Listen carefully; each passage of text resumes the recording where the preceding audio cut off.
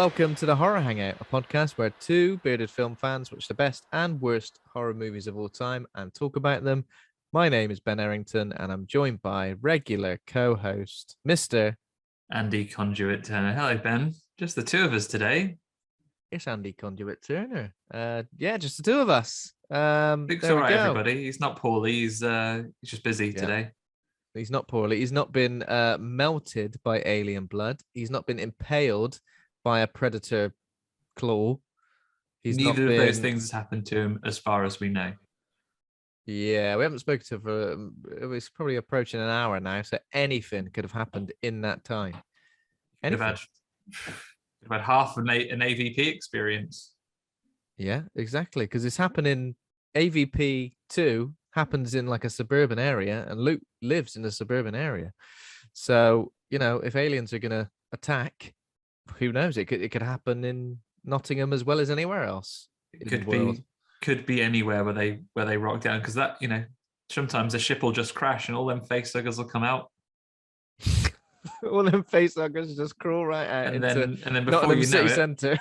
Yeah, Nottingham City Centre. Everyone getting facehuggered. Someone else, like a special type of alien predator hybrid, go pumping pregos full of egos, and then before you know it, Nottingham's infested. Even more so than usual. I was wondering how long it would take for you to say pumping pregos full of egos into this podcast, and it happened a lot sooner. Straight away, nailed it. That's what that's what the Pred Alien is all about. Thankfully, he meets his match in the special predator that gets phoned in that one. Like, he's a predator Barry Scott. He's coming around with his predator Sillet Bang, just erasing all the evidence. Oh yeah, that stuff. So I don't know what me and Andy are doing to ourselves, because we decide what films we watch on this podcast, right? We make the decisions. We go, let's watch this film, let's watch that film. However, after watching this film, it now means that in the last month, me and Andy have watched 7 Paul W.S. Anderson movies by choice. Okay, so we obviously did a bonus episode recently ranking the Resident Evil franchise, all directed by Paul W.S. Anderson. And in today's movie, Alien vs. Predator, also directed by Paul W.S. Anderson. Are we gluttons for punishment, Andy, or is it just the way this proverbial cookie has crumbled? It's just how the cookies crumble, Ben. And I think, like we said in the bonus episode, say what you like about Paul W.S. Anderson's films, loves his wife. Loves her very much. Loves his wife. We have. She's not in this. I was very surprised. Yeah, she could have been in it, kicking both the alien and the predator's asses, as he would have written it, because obviously. Yeah, that is exactly what would have happened. She would have. I would be surprised if she didn't at least read for the role of Lex in this movie. I wonder why she didn't get it. Maybe, who knows? We've also covered Event Horizon on this podcast a few years ago. So in terms of Paul W.S. Anderson's filmography, we've tackled a considerable chunk of it. More movies than any other director, maybe? I don't know. It's kind of cheating. The ranking episode is kind of cheating because, 6 movies in one is insane. But who'd have thought? A horror movie podcast focusing on only the best auteurs of the genre. And you know what, like, what would you say his best film? Is it like Event Horizon? I mean, the correct answer is Mortal Kombat, but not exactly horror. Oh, his best horror film. I think the scariest film he's made is Event Horizon, because that genuinely did scare me, but then I watched it pretty young. So, and all the others, like, it's difficult to put Alien versus Predator and Resident Evil movies. I know they are horror films, yes, but they're primarily action films, aren't they? Yeah. Here's a flying kick. Here's a slow-mo face hugger coming at you. Here's a slow-mo face hugger. Here's a close-up of the face hugger's vagina coming at you, whatever it is. I have a thing with those face huggers. They don't have eyes. Can you not just turn your head away? People have been getting it wrong this whole time. Well, they look at them and they're surprised. They're like, "Oh!" That's how they get got. Open mouthed, face right on. They got horrible little fingernails as well, haven't they? On the end of their horrible little arachnid / humanoid legs. It's creepy. It's horrible. But yeah, we'll get into that. Today's episode, we're going to cover Alien versus Predator, but we're also going to talk a bit about the sequel as well, which wasn't directed by Paul W.S. Anderson. That one was directed by a collective, wasn't it? It was it was directed by Chumbawamba Collective. It was directed by like two people who called themselves like the Brothers something, the Brothers Grimm, the Brothers Strauss, Colin and Greg Strauss. So yeah, they call themselves that. They've got like a little band name for there, and you know we get that sometimes. We've got the what's the Radio Not directors slash Scream directors. They've got a little collective name. Oh, now you're asking. They do have a little collective. They do have a little collective name. What do they call themselves? The Blues Brothers. The what do they call themselves? Let's have a quick look here. I can't remember, but so their names are Mark Bettinini Olpin and Tyler Gillette. Best a man can get is maybe what that's what they were saying. That's what they were saying. Yeah, we don't know. Who knows? Write in. We'll put our PO box at the end if you know what they're called. If you were in a director collective, Andy, yeah, with anyone, but let's just say with me and Luke, a little freeze up. What would we call ourselves? Don't say Horror Hangout because it's taken. That's the name of the podcast. It'd be very difficult. Difficult branding. I just remembered one time. I think I've asked this question before, and the answer was bald, too bald and hair, or something. Yeah, bald and hair. Too bald and hair. That's the gang. That's the gang name if we were starting a gang. It's a gang. You never know. Which one of them's bald and everyone's bald. And was that Return of the Living Dead with like, you know, if we were going to have hard names like Scuzz and Suicide and that was it. That was Fuckface and things like that. Yeah, it's like Scuzz, Suicide, and actually I'm quite nice, so I'll just call myself Kindness. Sound. Okay, what have we got? Have we got any horror news this week? Seen anything? Any horror news?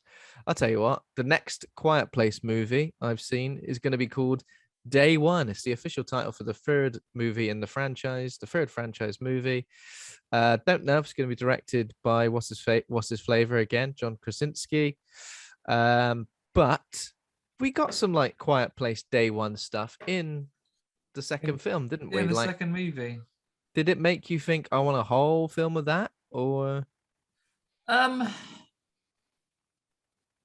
the answer is no, not really. I think it was a nice jumping on point as that movie, and it gave an excuse to give a little bit of a nod to John Krasinski and showing the build-up of the family, which would impact the characters in the film that would follow. So knowing Cillian Murphy as well a little bit right from the Community, but I'm not sure I need an entire movie which is entirely based in Day Zero, because what are we going to get? Either characters that are not going to make it, or characters who we know appear later on, or is it a very long way of setting up a character that may turn up in a later movie? If they did it totally different place, maybe. Yeah. I thought the arrival of the creatures, of the leggy venoms in Quiet Place Part 2, and we saw it was still quite mysterious, wasn't it? It was like, it's not like something like the Alien franchise where it goes, you wonder where these aliens have come from, eh? We're going to show you. But we're going to show you in the course of 5 movies in tedious detail. As long as it doesn't get into that, you know, we don't see the leggy venoms driving a spaceship and going, "That's you've turned the wrong way. You're going to crash on Earth." Yeah, you're going to crash and go, oh, let's go for a little trip to Earth. I've heard it's dead quiet. Are you sure? Because if it isn't, you know, I get the slightest noise. And I lose my temper, lose control. It looks like this is going to be a spin-off movie rather than like a third installment. It's not going to be like, hey, this is the next part of the story. It's just a spin-off, essentially. And it looks like Michael Sarnowski is directing. He directed the Nicolas Cage movie Pig. I mean, great. That's quite a departure. He directed the Pig. There's some good storytelling to bring in there. There's, you know, for what they've done with the first 2 movies and this director, I'll turn up and watch it at very least. We'll see what it does. I'm always a little bit dubious of prequels because of this very franchise we're talking about today, actually. So, yeah, in terms of prequels and what is vetoed in and what is what word am I thinking of? Retconned. Yeah. Shouldn't be allowed. I'm sorry, And guys. what is canon? If there's a franchise, you got to use all of it or none of it. No middle ground. Those aliens, yeah, they were created in the vast future. Did you know that? Yeah. Here's what they look like in 2003. Where are they? 2003. In North Dakota. Yeah, but still just fighting in corridors and sewers. So them being them really being in modern age or in the past essentially doesn't quite make sense because they're in the same sort of environment as they are on spaceships. Maybe so, they'll turn it all around the in the next connected DNA alien prequel sequel. One of the big, like, all the Jesuses got in Covenant, didn't they? But maybe there'll be one left, and he'll turn up and say, "Oh, I didn't do DNA experiments like all my counterparts. I'm a physicsman.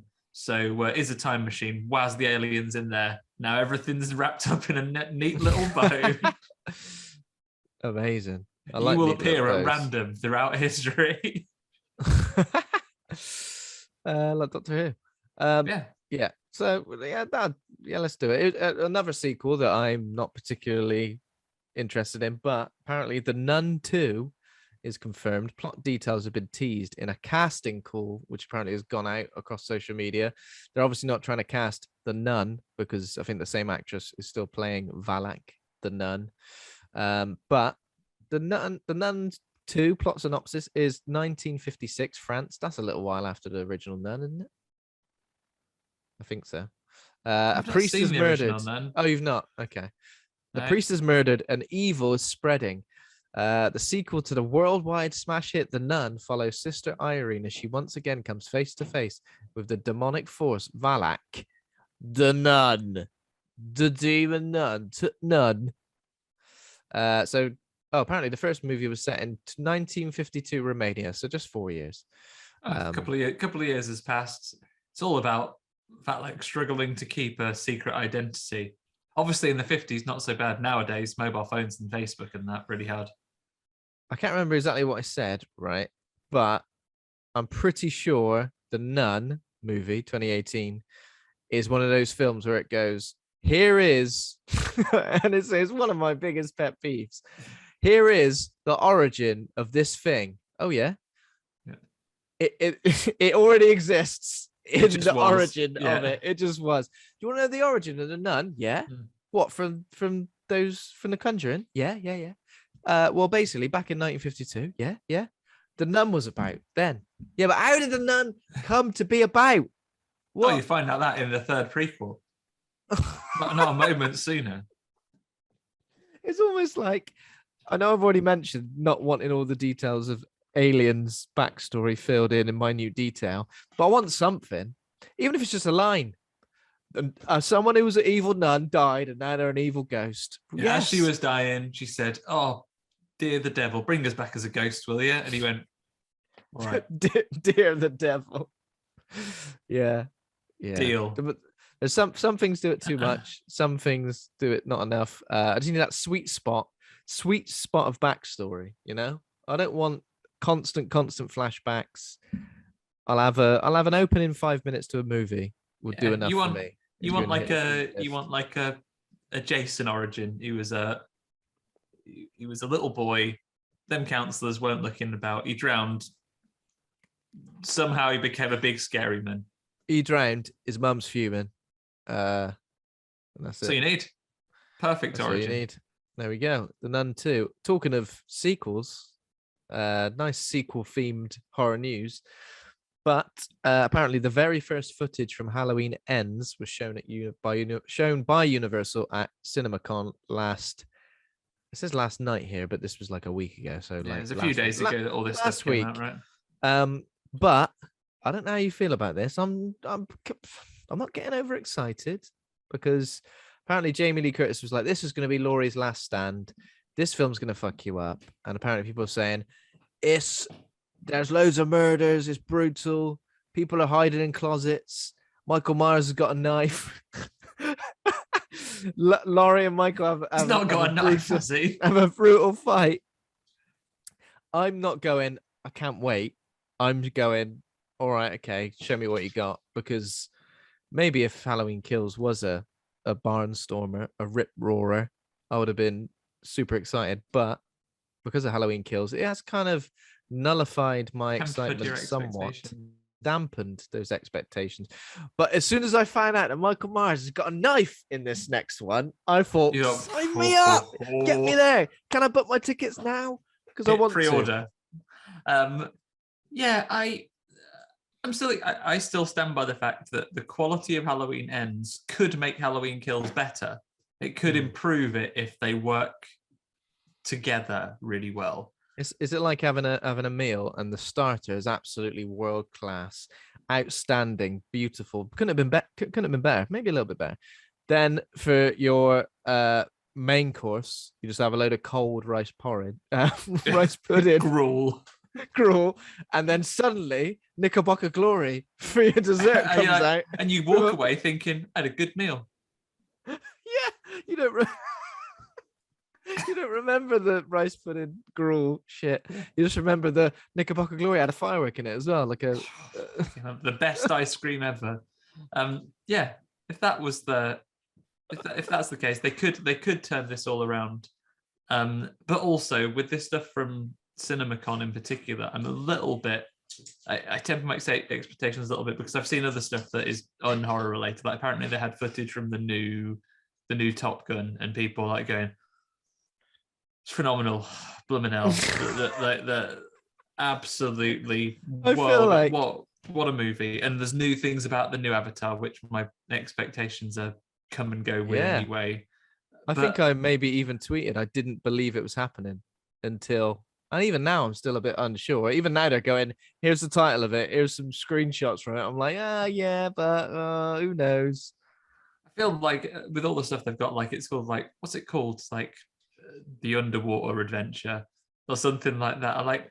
It's like the way of the water or something like that. The way of the water. I wouldn't be too surprised. Let's make a bold claim here. Maybe James Cameron is going to come out and say, you enjoyed the new Avatar? Well, actually, not only is it computer generated visuals, computer wrote the script as well. This is all an AI developed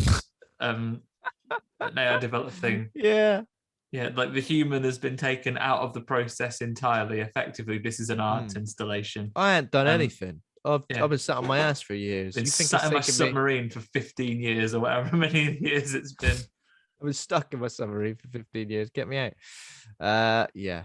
But with all these things like CinemaCon and so on, obviously, all the comments that are coming out of it are from members of the press and publications, not true indie productions like ourselves, you understand, old media types that are invited to these things. And I would argue are, to at least a degree, not saying that they're on the payroll, but I guess there's a degree of pressure for them to say like hyperbolic statements of how incredible it is, because effectively it's the promotion and that you're inviting these people to this with the expectation that they will help you build the hype for it. So unless it's quite subtly done, it immediately puts my suspicions up when people are like, oh shit, what an amazing time.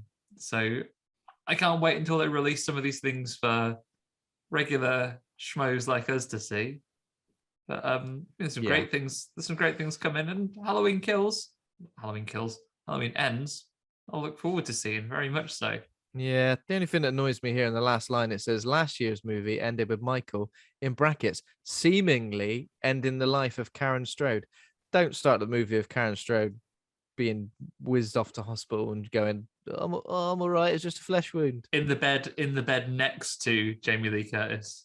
Yeah, or just as she's leaving the hospital, isn't she? Just as she's leaving the hospital, sees her daughter come in and goes, oh, you as well? Yeah. Oh, he stabbed me. Watch it, Mum, he's got a knife. I will. Oh, watch it, Mum. I want Michael to just like, I don't know, sprout dragon wings or some mad shit. Or just become the Jeepers Creepers man now. Bye. Yeah, see you later. Because obviously they're like, he's supernatural. There's something going on. I'll just go, oh, just have some centaur legs or something. Just run off. He's like us that. now. Off you go. Come on. Off you go. Okay, that's it for news. Have you seen anything this week that's worth I have shouting about? seen a couple of things at little special event. So Oh my last God. week, it was Dundee Film Festival. Sadly, I had a bit of a busy weekend, so didn't get to see as many things that I would have liked to have seen, but I did get to go and see Dashcam at long last. Yeah, so written by previous guest Jed Shepherd, Rob Savage directed. Bit of a contrary, like it's been on a few different film festivals around the world so far. It has a limited, at very least, cinema release in June, right? June, yeah, early June, I believe. And I think we're going to do an episode on it, so I will say very little else about it, other than if you get a chance to go and see it, you should. It's a very interesting movie. It does some effective stuff. There's some great things to watch about it. It is definitely one I'd recommend that you catch if you get the chance to, if there's a screening anywhere or if it becomes available elsewhere. It's worth looking at, but we will talk more about it later. Yeah, I'm sure we're going to cover the movie on the show. I'm not sure on what end we're going to cover it, whether we just do an episode or whether we'll be able to chat to any of the guys involved. I know we've already been speaking to some of the guys involved about possibly coming on the show to discuss some stuff. But John Crinnan was there as well. He was. Dundee, I got to enjoy it with him. We sat next to him and everything. And if you follow our social media, our Instagram, you see a lovely photo of Mr. Conduit Turner and Mr. Crinnan together, beaming, happy to be at a film festival, but also in each other's company. Yeah, and also lovely, obviously a lovely independent cinema like that. Yeah, John had a nice glass of wine, had a nice beer to go in with me. Oh my God, sounds like an absolute dream. If only I was not so far away, I would have been there. Oh, you're very welcome. I'm just trying to get this up on my thing now, but of course, the phone app is being incredibly unhelpful and not showing me the rest of the email, but I've got it now. As we're talking Dundee Film Festival, I'll tell you what, I'll just rattle off the other film I've seen that has also been on the Dundee Wrap. I've seen via VOD. We're All Going to the World's Fair. It's another independent horror movie. A little bit of a screen movie, in the style of an Unfriended, for example. Lots of the content based around it's about a young girl who does like a ritual challenge that goes around in a horror sense, and then the events that follow that and the videos that she both watches and makes that surround it. Again, an interesting one to watch. I don't think it's necessarily going to be everyone's cup of tea. There are some artistic decisions. There are some ways that they choose to present the data, and there's some ambiguity with the conclusions that you would get various mileage with. But I will say there are one or two of the clips in particular that are quite disturbing when you watch them. So it's worth worth checking out, and that one's available VOD now as well. I did catch up with I have caught up with the folks that put the festival on. This was the 10th year of the Dundee Movie Festival. We're really enjoying our festivals this year, so I caught up with them very briefly. We may potentially get a little bit of a bonus chat for the feed with their programming director, talking about how they select movies, see if they can give us any forewarning of what they're thinking of doing for next year, so we can get excited about that early. But they did very nicely already share with me a couple of things they've got done up. So if you are a Scottish horror fan, in preparation for Evil Dead Rise coming out later in May, they're doing an Evil Dead triple bill. They have Vampire that's going to be on in May as well. And also, if you are not a Scotland-based horror fan, but you want to support independent cinemas and film festivals like this, a lot of their programming horror classics and new releases and things from a number of the things that was on the Dundead lineup.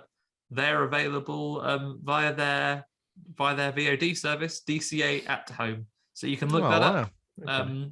You can And catch what's the some of name those of films what wherever you are. What is the name of the cinema again? So it's DCA, which is so Dundee Contemporary Arts. But yeah, you can find them by looking up DCA at Home. You can take a look at it. The festival itself was called Dundead. As I said, this was its 10th year. So let's see what they come up with for the next 10. But really, if you are local to the area, really nice cinema. You can go and have a drink and everything beforehand. It was nice to socialize with John there as well a little bit. Make a bit of an event of it. Yeah. Looked amazing, sounds amazing. Looking forward to Dashcam and World's Fair as well. I think I need to check out at some point very soon. Sounds good. Other than that, just the regular bits and pieces. We're wrapping up a couple of series. There's Moon Knight had its finale today, which I've not watched yet, but I've seen up to that point. Are you still on with that? Yeah, I think I need to. So I need to watch the finale and then the one before that as well. So I'm a tiny bit behind, but I'll get there. I'll get there. But other than that, more lovely aliens versus predators. Yeah. So the only thing that I've seen this week is I watched Super Mario Brothers after Luke mentioned it a couple of weeks ago, and I couldn't get it out of my head. I had to go back. I had to go and watch it, and yeah, it is every bit as nuts as I remember it being. I read a review which said this is Blade Runner meets Power Rangers, and that totally accurate. If there's a description of it that's accurate, it's that. It's bonkers, I don't know how good it is. I remember when I was younger enjoying it quite a lot. Now I was a bit like, it's tonally, it's a bit all over the place. But yeah, it's still, you can watch that. That's on Prime at the moment. And I did also last night. So I thought I'd mention this just because it's kind of was a bit of like horror for me as a kid growing up. Definitely an influence on my taste in horror. So last night I went to watch The Lion, the Witch, and the Wardrobe stage show at the Bristol Hippodrome. And it was a good adaptation, but it's a story that I've always kind of been fond of because I read the books when I was a kid. But the one thing I did rewatch as well after watching that was there is an animated version, which was made in 1979.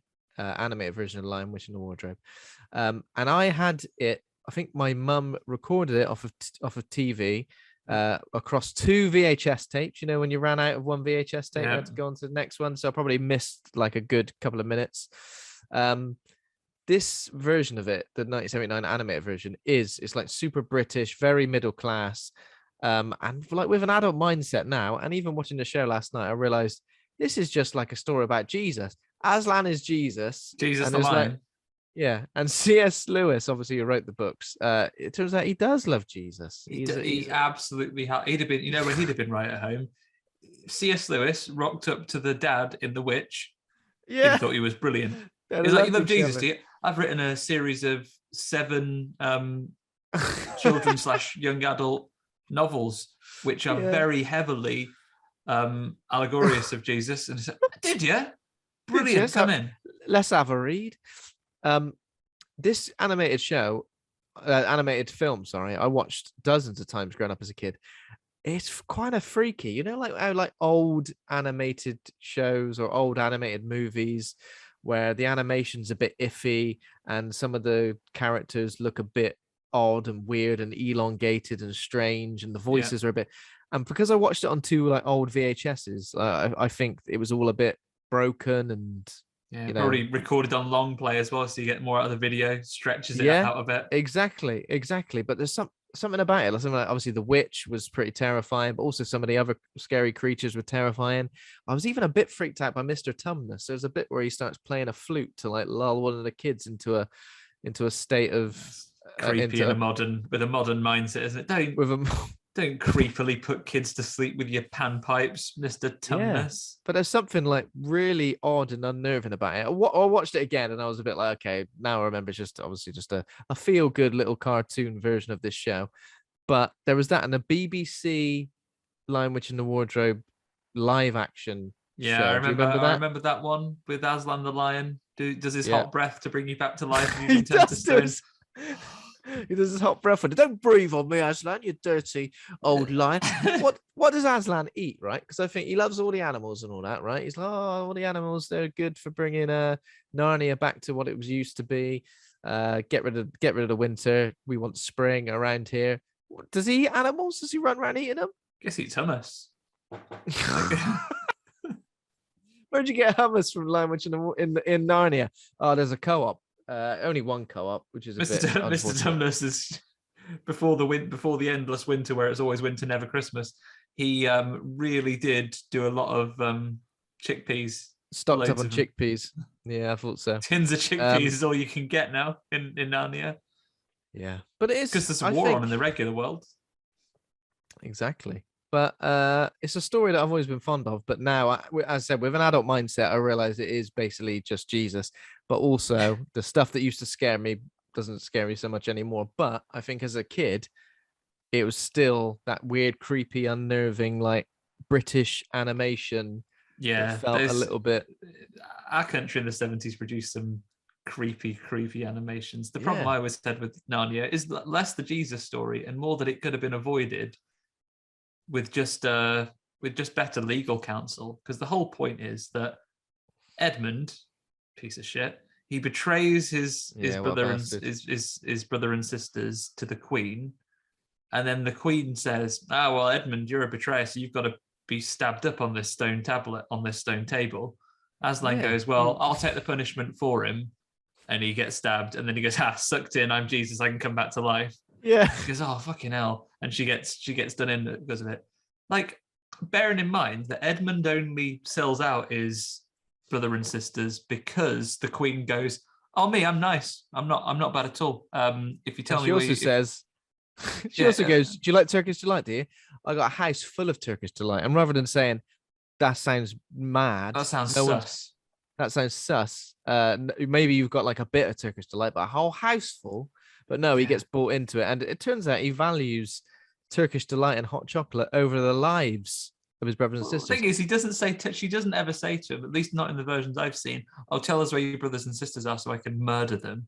She says, like, oh, because I'm nice. So technically, if they just said, well, I didn't betray them, I thought I was doing a nice thing because you betrayed me. If Trisha had been there and said, listen, White Queen, if you're pointing the finger, you got to think those three fingers pointing back at you. She'd have been straight on that table. You have to get on the table and get stabbed, hoisted by your own petard, the White Queen, and she'd be like, "Oh, you've got me, fair cop. Stab us up, I guess." You've absolutely mugged me off. Yeah. And then Aslan would come up and say, but have you got coming back to life powers?" She'd go, "Oh no, I haven't actually." Got it. See you later. Stabbed. Aslan kills her by like jumping on her and turning her into like smoke. In the cartoon, anyway, he like jumps on her and like pins her down, and she goes. It was just smoke. That's graphics at the time that they didn't have the graphical fidelity to be able to put a lion tearing a middle-aged woman apart. Yeah.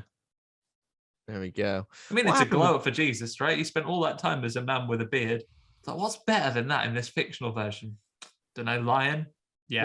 Well, in the stage show, they had like a puppet of Aslan, but also a man in a fur coat walking around being the lion's voice. Aslan. I didn't know who to look at. Asman. I didn't know who to look at. I was like, there's the man talking. I'm looking at him, but he's supposed to be the lion. So I look at the lion. Didn't know what I was doing. Didn't know if I was coming or going. Should have put that man in the puppet. That would have made sense, wouldn't it? Yeah, there we go. That's all I've seen this week with my eyes, apart from 2 different chapters of galactic beasties going toe to toe for some reason or another. Space WrestleMania. That's what it is. Space WrestleMania. Especially the image that you've got as the background. That is like The Rock and Stone Cold Steve Austin facing off. Forget Hulk Hogan versus Andre the Giant. Forget The Rock versus Stone Cold Steve Austin. Forget who else? John Cena versus. I was going to say, we've already said The Rock. Is it his enemies? Forget the Iron Sheik in a battle royale versus Doink the Clown and Honky Tonk Man and all that stuff. We've got the ultimate face-off, and it is this week's movie, which is Alien versus Predator, stylized as AVP, Alien versus Predator, and then the sequel is Aliens versus Predator, Requiem, and they've done the Aliens James Cameron thing with the S on the end, because that's always a good idea. It could lose the AVP bit, couldn't it? AVP, what's that stand for? Alien versus Predator. Just call it Alien versus Predator, for God's sake. Alien versus Predator, but also Requiem, the wankiest possible title. Requiem. Yeah, I think so. Very wanky. So, Alien vs. Predator is a 2004 science fiction action film written and directed by Paul W.S. Anderson, starring Sanaa Lathan, Raoul Bova, Lance Henriksen, Ewen Bremner, Colin Salmon. All the big names and faces coming up in this, as the first film installment of the Alien vs. Predator franchise, adapting a crossover, bring together the alien creatures, xenomorphs, and the Predator from Predator, who are called like what? Yucatai, like I don't know. They have like it's a year, certainly. Yeah. So it's a concept which originated in a 1989 comic book. Yeah, and unfortunately, it seems to like veto a lot of the origin of either character that's been established in the movies up to this point, especially in terms of timelines. Doesn't quite make sense. But yeah, during an archaeological expedition in Antarctica, classic place for an alien invasion, a team of archaeologists and other scientists, don't forget the other scientists, all right? You know, I'm not an archaeologist. Oh, well. Sorry to tie you with the same brush. Find themselves caught up in a battle between two legends. Soon, the team realize only one species can win. Humans. And then, always humans. It's always humans. This is where the chosen ones were offered to the gods. Those that were chosen would lie here. Oh, God. It's incredible. Look at this. Look at that. Straight bone. There's no abrasions, nothing. That's nice. Ever seen anything like it? No idea how long it's been here, but the temperature's kept it preserved.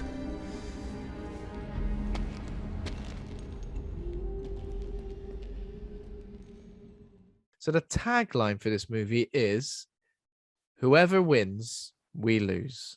However, in this movie, it wants you to want the Predator to win.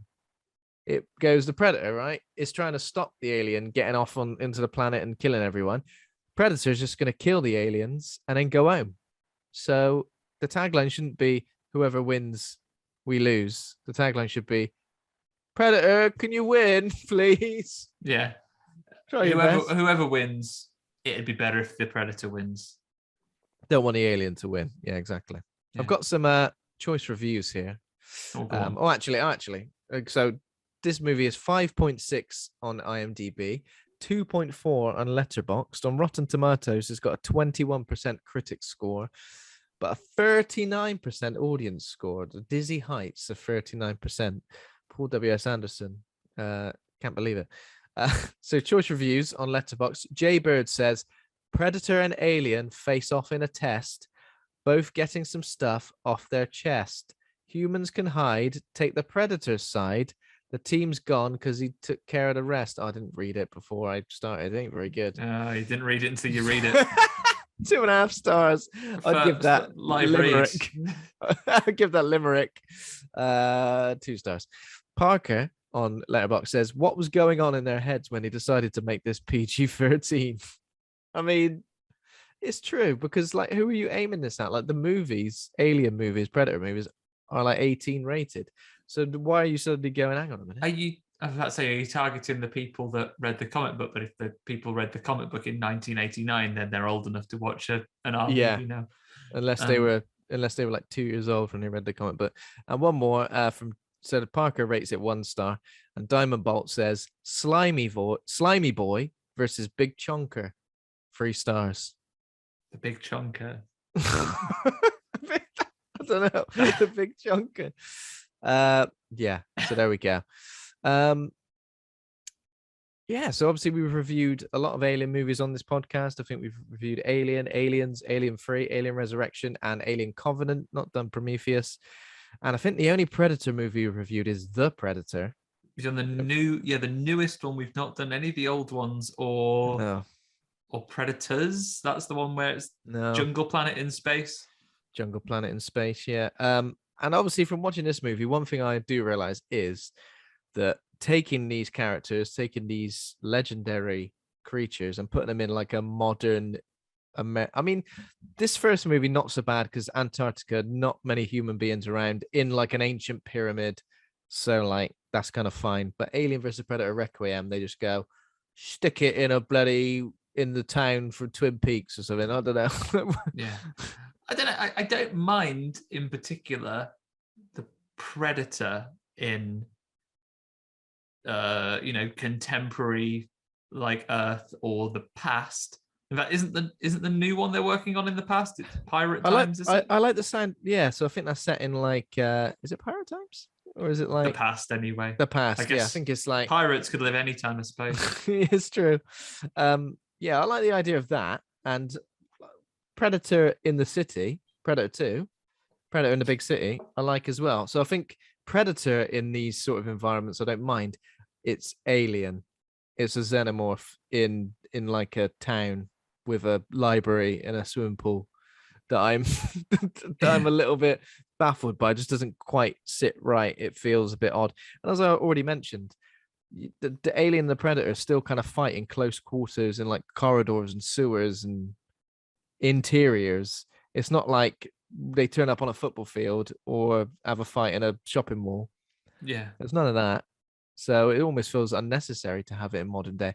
The only reason they do that is for the body count, isn't it? The fact that they go, let's just mug everyone off. And then when the Pred alien is knocking about, going into maternity wards and dishing out them eggs. He bursts in, egos for pregos, everyone. Right, that's it. Who's pregnant in here? Because you get a load of eggs down yet. So aggressive. That's a weird choice. We'll get on to that when we get to. We're not going to do the second movie in full, but we'll talk about that or some of the odd choices in that one. Yeah. So I mean, Alien versus Predator, the 2004 movie. The basics of it are that Lance Henriksen is Charles Bishop Wayland, the billionaire head of Wayland Corporation, obviously from the Alien franchise, and he gets a crew of people together, like people who are experienced in various things, like Alexa Woods, who's like a guide who's like an Antarctic explorer. She's good at climbing and just navigating and all that stuff. And then like professors, archaeologists, people who can read like hieroglyphs, engineers, and I think just like people who are good with guns, some soldiers as well. Gets them all together and says, we're going to Antarctica to go to this pyramid because it just turned up one day, and he's like, well, this is going to be mine. And he wants to, I guess, make a mark or find something incredible, because we'll come to it not too long into the film, but he's poorly. So he thinks, right, yeah. I want to do something that really makes my mark on the world. He's one of those people who's got a horrible, disgusting sounding cough where you're like, they're definitely on the precipice of death. Yeah, a bit of guitar. They're like, and you go, "Oh, are you all right?" And he goes, "I'm fine. Yeah, I'm fine. Just nearly died. That was all. Nearly coughed the lung up." Yeah, literally. If I cough too hard, I will like vomit out my skeleton, and that'll be it then for me. Yeah. So, I mean, I've got to be careful. I love Lance Henriksen in general, but also when he pops up in these movies, because I just think, yes, it's a good time, and it kind of makes sense based on his existence in the franchise as Bishop. He turns up in Alien 3 at the end as well, doesn't he? As like, is he also a robot man there though? It's hard to say. It's a different. Well, obviously, if he died in 2004, spoilers, then he must be dead by the distant future. Yeah, that's true. But then again, I don't think we can take anything that happens in Alien versus Predator as canon to the Alien or Predator movies. I mean, the Predator one's fine. They've obviously gone about different planets and had a right laugh, killing things and and being predators on things. But the alien stuff, just whacking aliens down there and saying, "We'll put these in, and then we'll do that as like a test." it feels like the origin of the aliens. Like nobody really knew until Ridley Scott went, let's put it in a film. And I think it was supposed to sort of stay that way, that this was almost like an ancient race of like the perfect organism. And sure, we maybe thought it had been manufactured in some way by somebody, but we really knew. So, we don't need to. Yeah, I'll say this in defense of this movie. I kind of like it better that they were just a thing that was out in space. Space is massive. There's all sorts of things that you could find out there. Maybe the aliens were just one of them. Like, you don't need to be like, when you watch Jaws, it's not like, if you think about it, that's a bonkers thing. This thing that lives under the water, it's got loads of teeth, is massive. I don't need to understand where a shark came from.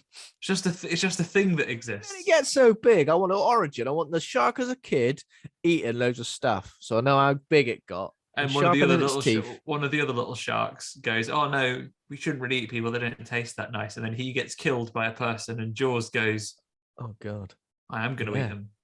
I'll teach them."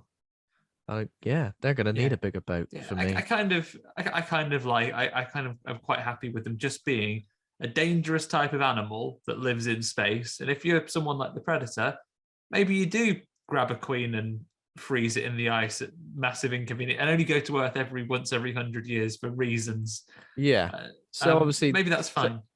So as with all the Predator movies, it is essentially just like a training expedition, team building for some. They're on a corporate.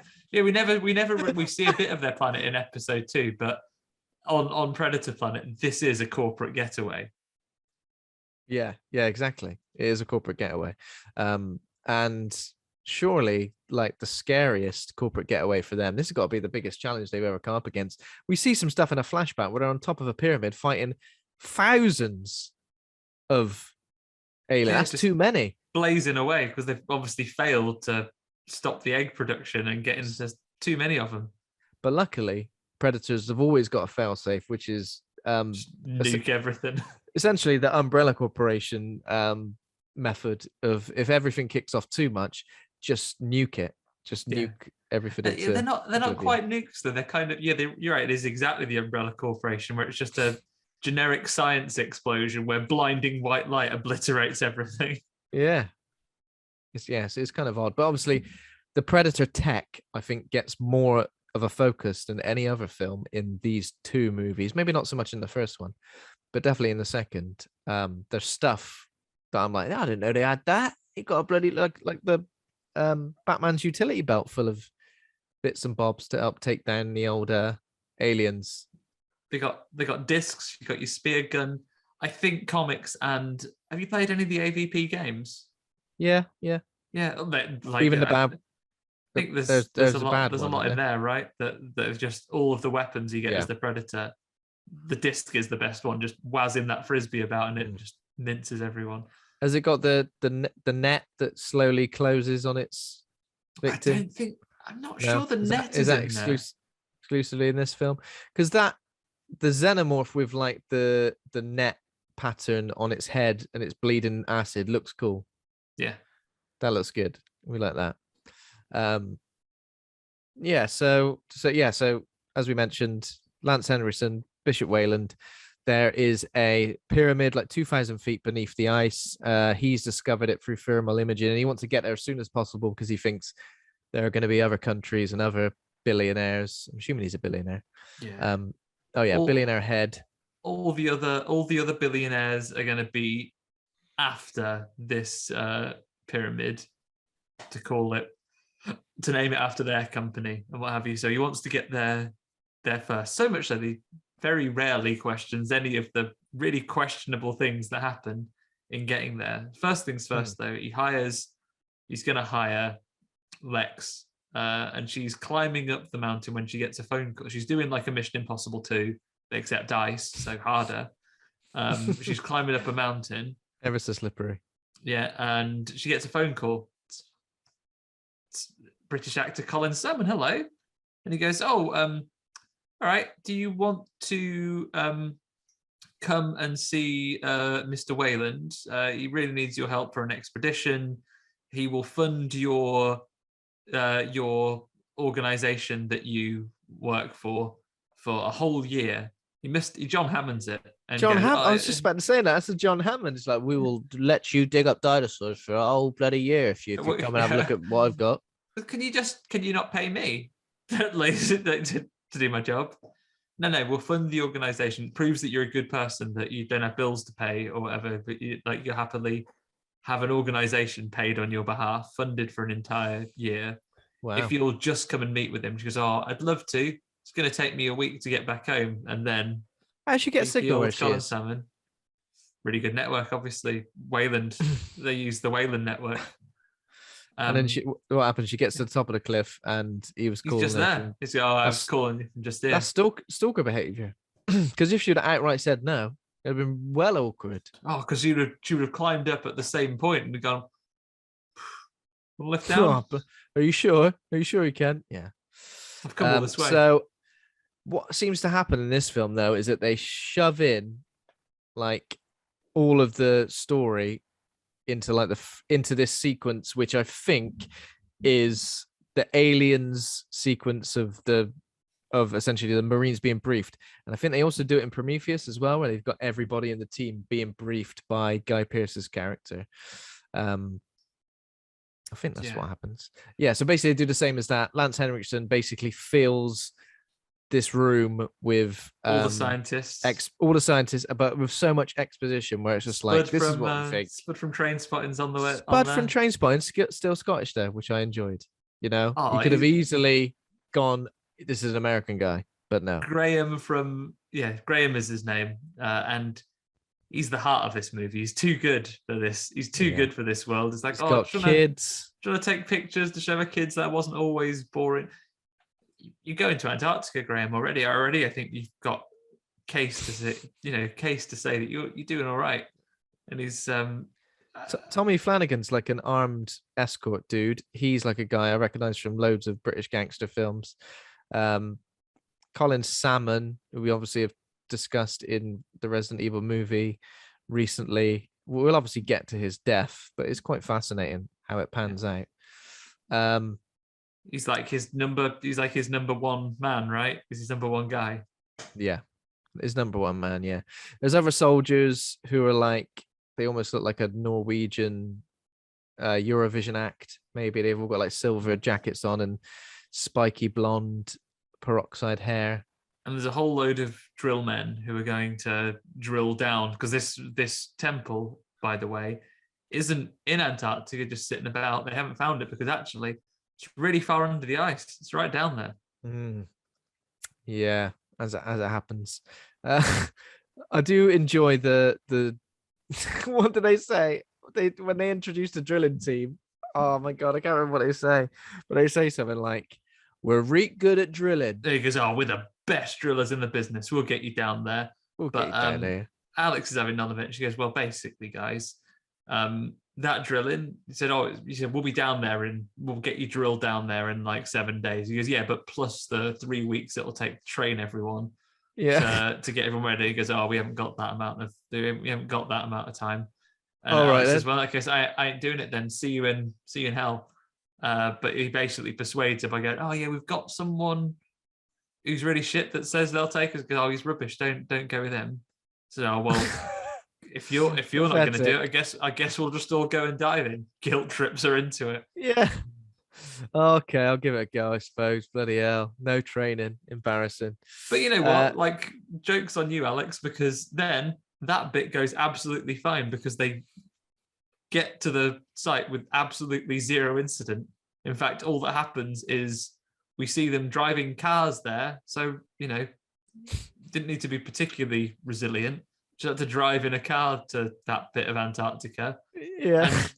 And she has a chat with the Italian archaeologist about, what's that? So, we in Italy, we call that something in Italian. She says, what's that in English? It's the hunter's moon. Yeah, we have hunter's moons. You've just said it in Italian. It's that linguist dude is just like, everything he says is supposed to have such a like impact where like everyone goes, ooh, but I had a guts full. Yeah, I had a guts full, to be fair. You see that like frozen pond over there. You know what we call that in France, Ben? La pâté noire. What's that mean? Yeah. Oh, it's ice skating rink in French. Yeah, we got them. We got them. We got them. We call them ice skating rinks. Just you said it in a different language. Yeah. Exactly. And they do have a bit like a hieroglyph off. Is that how you call it? Where they go, here's what this hieroglyph says. And he goes, actually, I think you've got it slightly wrong. It's actually this.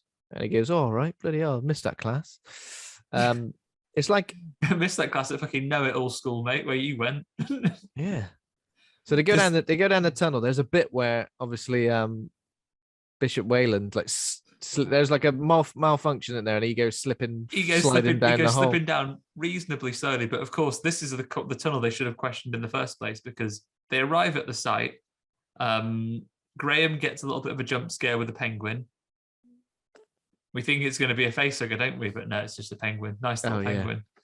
This little town is a bit like 30 Days of Night, isn't it? Like a little sleepy, scary Antarctic. Yeah, and they're like, when they get to the little town, they're like, oh yeah, everyone in this town disappeared 100 years ago. Big mystery. You didn't investigate it any further? Like, because there's still literally plates and everything on the table. So by the looks of this, the mystery is that why no one checked. But yeah, and we see, at least in the version I saw, I didn't remember this from when it was on at the cinema, you see a couple of seconds of those people getting got in the past at the very beginning, but it comes to nothing really. But after they've done the penguin jump scare, a Predator spaceship in space just lasers a hole to the pyramid under they just ice. Goes, we could drill in, have a look at this. That was obviously a bit where the ship, this is a pretty cool shot where the ship obviously comes right down over the Wayland station, and obviously because of the weather and the wind, people don't even hear it. You just see it fly over, and they're not even looking.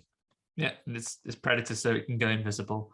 And then they laser a hole in the ice, which they just look at and they go, "This all." They get their sat map out and everything, and they're like, "Look at this. This is yesterday. No hole. This morning, massive hole. Straight down to it." Bet those drillers feel right mugged off. They'll be like, "Oh, yeah. What do we do? Do we still get paid? Go home, I guess. Do we just go home?" It looks like it. But yeah, this is when they go down, and this is the bit you were saying. So Wayland takes a bit of a tumble, and he's sliding, I would say, at a perfectly comfortable water slide speed. He could just go down like that. Yeah. Yeah, I know. Why is he terrified? They all think he's going to die. What's at the end? Someone catch him as he slowly passes. So Alexa just goes, I'll risk maybe jamming this. What is it? Like a mountaineering, like an ice axe. Ice pick thing. Ice axe, yeah, that's it. And she just like gets his hood and saves him, stops him falling down. Yeah, stops him. But yeah, and also they already mentioned that the tunnel has been drilled at a perfect 30-degree angle. Slide down then. Sounds fine. It sounds absolutely fine, doesn't it? Yeah. 30-degree angle. Sounds comfortable. I think that's how Jimmy Savile was buried. He was buried at an angle, apparently. That's what I remember. Before they dug him up and I guess just slung his body off the cliff. Yes, slid it into a temple underground to be slid it into by aliens. Yeah, exactly. But yeah, so obviously they discover the pyramid, have a little look about. It's got it's basically like an ancient civilization pyramid. There's like a sacrificial chamber with human skeletons. They've all got all of rib cages.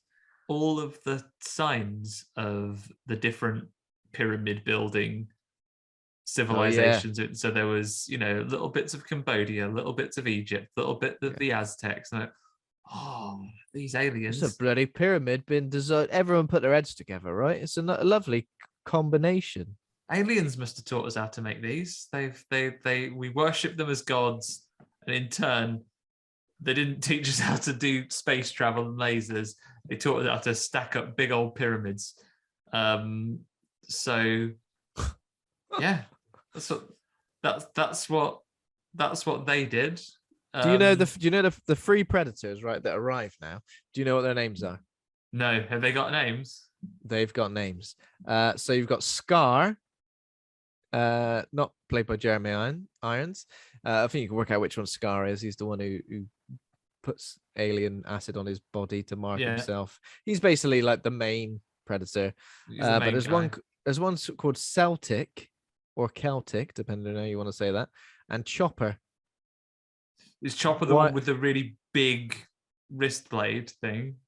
I don't know, but have they called him Chopper simply because of the alien? Simply because of the famous "Get to the Chopper" line? Yeah, although that comes in Requiem, doesn't it? It comes in Requiem, and we'll get to it, but it comes in Requiem, like just in this lame ass delivery ever. So those 3 predators arrive, and what they do is they kill all of the team members who were left on the surface. Like the drillers. The poor drillers have been absolutely screwed over here. Mugged off, stay in this dank old abandoned town for a week before we get down here, and then get predated. Get absolutely predatored, and it seems unnecessary, doesn't it? But I guess predators, that's their favorite thing to do. Just take people out, string people up. They do hang some bodies up upside down as well, don't they? Love doing that. Yeah, the lore of the predators is really interesting and a really good thing about them, but I would say from the films, really inconsistently used. Because if these are just blue collar workers, I think some of the guys are guards and they've got guns, but there must be some people that are just workers there. They're like, oh, kill them, I guess. Yeah, just kill them. So yeah, after they've done that, they go down to the pyramid as well. Do they surfboard down? I can't remember.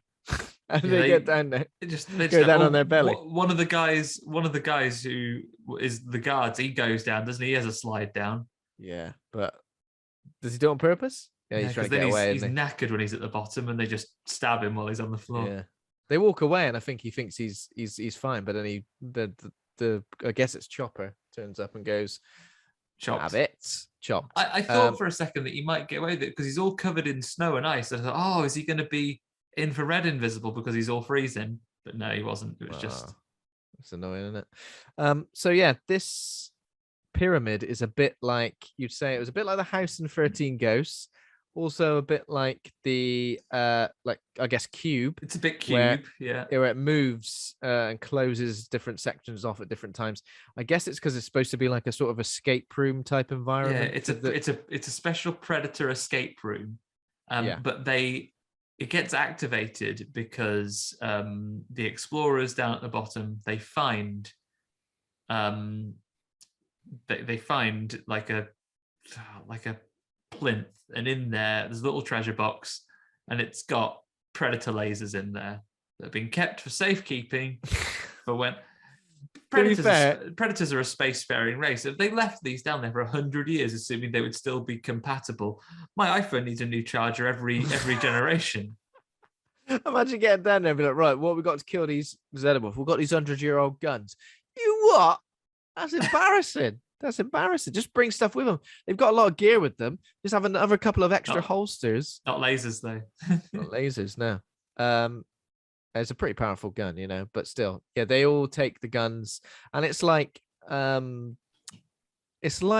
guys taking the raptor eggs in Jurassic Park 3. Yeah.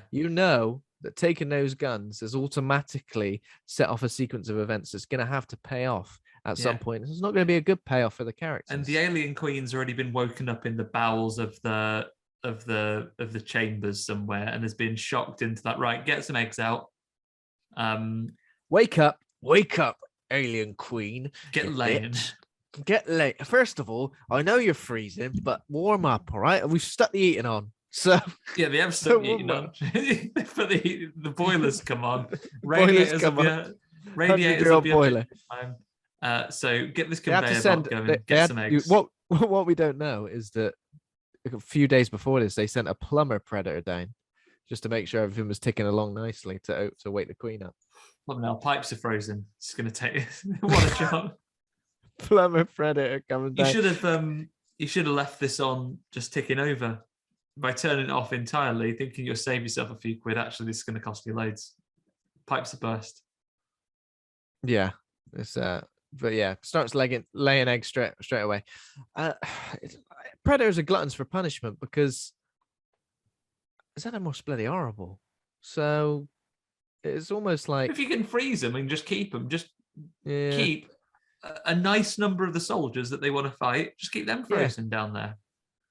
yeah. Maybe they killed all the ones last time, so they need new ones, need So you freshies. maybe they need fresh aliens to fight. You're right. So so that's what she's up to. But then when they take the lasers, that's what activates basically the Oh yeah, the eggs are on like conveyor belts as well, aren't they? So they're coming along, and then the group is split into two. In the first bit where they find these laser guns, this is when Graham, heart of the movie, says, "Oh, this is like finding Moses's DVD collection." Slightly dated reference, Graham. You could say this is like finding laser guns in a pyramid. That would have been fine. Yeah. But yeah, Moses' DVD collection. Come on. they find the laser guns. Alex kind of says, "No, my job is to keep everyone safe." Colin Salmon's having none of it. He's like, "Nah, we're staying here to look at these now." So, fuck yous. And then they Colin pull Salmon out. got a real bad attitude in this film. Yeah, he does. Not professional at all. Not They break the rules. They break the rules One immediately because they're like, "You follow my rules immediately." Everyone's breaking the rules. She sets some pretty simple rules. No one goes off on their own. No one tries to be a hero. Everyone does all of those things. Yeah. Deserve it, although really, don't they? Bishop does respect her rules and goes, "No, come on." She says, "We'll explore more tomorrow. Let's knock it on the head, but we will bring the laser guns out with us." And that's what He does have triggers a it all horrible, up. another horrible cough, doesn't he? Where you're like, oh, Yeah, it was got too excited thinking about lasers. yeah. She's like, "Are you all right?" He's like, "No, I am nearly dead." Yeah. But And they kind of have a nice connection because Bishop strikes me someone who isn't all bad Wayland, because they go around and Alex even says at one point, this is where they get a bit of character growth. Some people's character growth is like moments like this where Alex says, "Oh yeah, the first time I climbed up this massive mountain, it was with my dad, and he was reet poorly on the way up. But he said, no, come on, we won't turn back. We'll climb up stuff." And we had champagne. I had my first drink of champagne with my dad. He died like on the way down. Died on the way down, like 20 minutes from. Died on the way down, 20 minutes from the hospital, and in terrible pain for hours. And then Bishop kind of goes, He would have been all right if he didn't have that glass of champagne. Turned out it tipped him over the edge. Yeah, that weakened him a little bit too much. And then Bishop kind of says, but do you think he remembers the pain, or does he remember having champagne with his daughter? Of course, he doesn't remember anything. He's dead. But you don't remember a damn thing because he's worm food, mate. All right? Bones now, mate. He's bones. He got no memories in the bones. Yeah, but he makes a good point. Whereas other people's character development is like the blonde soldier lady who has a gun, and she goes, "Oh, what we got that gun for? Julian Don't need a gun." Assange. And she goes, I was like, is that Julian Julian Assange. Is Julian that Julian Assange says, Assange in this film? I didn't know he was in this. Oh no, it's not. Sorry. "Do you need a gun, Julian Assange, to go and look at the pyramids?" He goes, "Oh yeah, but it's like having a condom on you, isn't it? It's I'd rather have it and not need it than need it and not have one." Do you know what's kind of frustrating about these films is that as people have seen all the other movies, and you expect most people who watch these films understand how xenomorphs work, and we know that they're eggs and then facehuggers and stuff. Witnessing characters see it for the first time and having to experience it and go through it all the time. I don't know, like I think as an audience, you always feel like one step ahead, and in a way, it's a bit frustrating because you're like, all right, catch up. We know how this works. Yeah.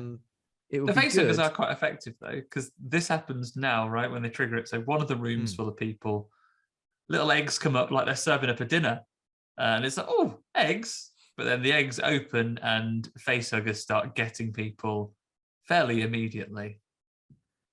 Yeah, pretty much immediately. And this is the thing, right? I've always been kind of unsure about the life cycle of a xenomorph and how long it takes a xenomorph to be, first of all, for a human being to be impregnated by a facehugger, then for a little xenomorph to come out, and then for that xenomorph to be a fully grown xenomorph. What is the time period we're looking at here? Because that's for an alien. What do you think is a good time period, Ben? Because it feels like in this film, they realized they were approaching an hour in, there were no aliens to fight yet. So they thought, right, let's crack on with this. And it feels like the whole facehugger stuff. Yeah. It's 10 about minutes. it's about 10 minutes from hatch to fully grown alien. Yeah, and I guess from the 1979 original, like gestation, is that the word? Yeah, because they get William Hurt in. He goes They to get bed, William doesn't Hurt he? straight Doesn't he away, go to and bed then- and then get up in the morning and Yeah, so he has it on him overnight because it's on his face when they Yeah, bring that's him right. into the ship. In the morning, it just drops off, and he goes, "Oh, blooming hell, I feel better." And I okay, feel great. I maybe feel that's right a as couple rain. of right as rain. Oh, that was a weird experience. But I guess I'm fine. You know, and then other films like Alien Resurrection, it feels like that guy has a good few hours because he's trying to like hold it in until he can bash it through that guy's face at the end. Yeah. Oh And- God. Alien 3, Ripley feels like she's runs a full human term with it. She's got months, she got ages. Yeah. This honestly feels like 10 minutes. For 10 minutes, the facehuggers drop off, the aliens come out immediately. There's no like going about your normal day. Yeah, you've barely got time to stand back up after the facehuggers dropped off you. It's bursting out Person out of you, yeah. moments But obviously, later. I guess what they did here was they just sped up the whole process in order to, yeah. The predators are coming down. It'd just been a bit awkward if the predators arrived. There's no aliens. They've just sat there twiddling their thumbs. They got thumbs? Yeah, they are. waiting for something to do. Like, all right, give it a minute. These aliens will be amongst it soon. So yeah, it did feel a little bit kind of like rushed to get to. I mean, did it take you out of it that it was incredibly fast, or Yeah. were you I all don't know if right with it? I don't know. It's one of these things where it doesn't tell you exactly how much time has passed. So you might be thinking, has it been as long as I thought? But yeah, it does feel What you pretty want is the other group going, quick. oh, well, let's get to sleep. We're Yeah. trying to do this in the morning. Yeah. Let's have a little sleep down here. But yeah, then the aliens come out, and obviously, I guess they pretty much, it seems like they immediately grow into large. I know it's pretty quick usually, but Again, it's usually like they usually come out as little snakes, run off, shed their skin, grow. But yeah, it's like they've just yeah. got to come out and then gone, ha, in big un, and then immediately must. Yeah, exactly. um, Yeah, so then pretty much not long after that, like it just all kicks off, doesn't it? Like yeah, literally it just becomes an action sequence. Like some of the soldiers are going along.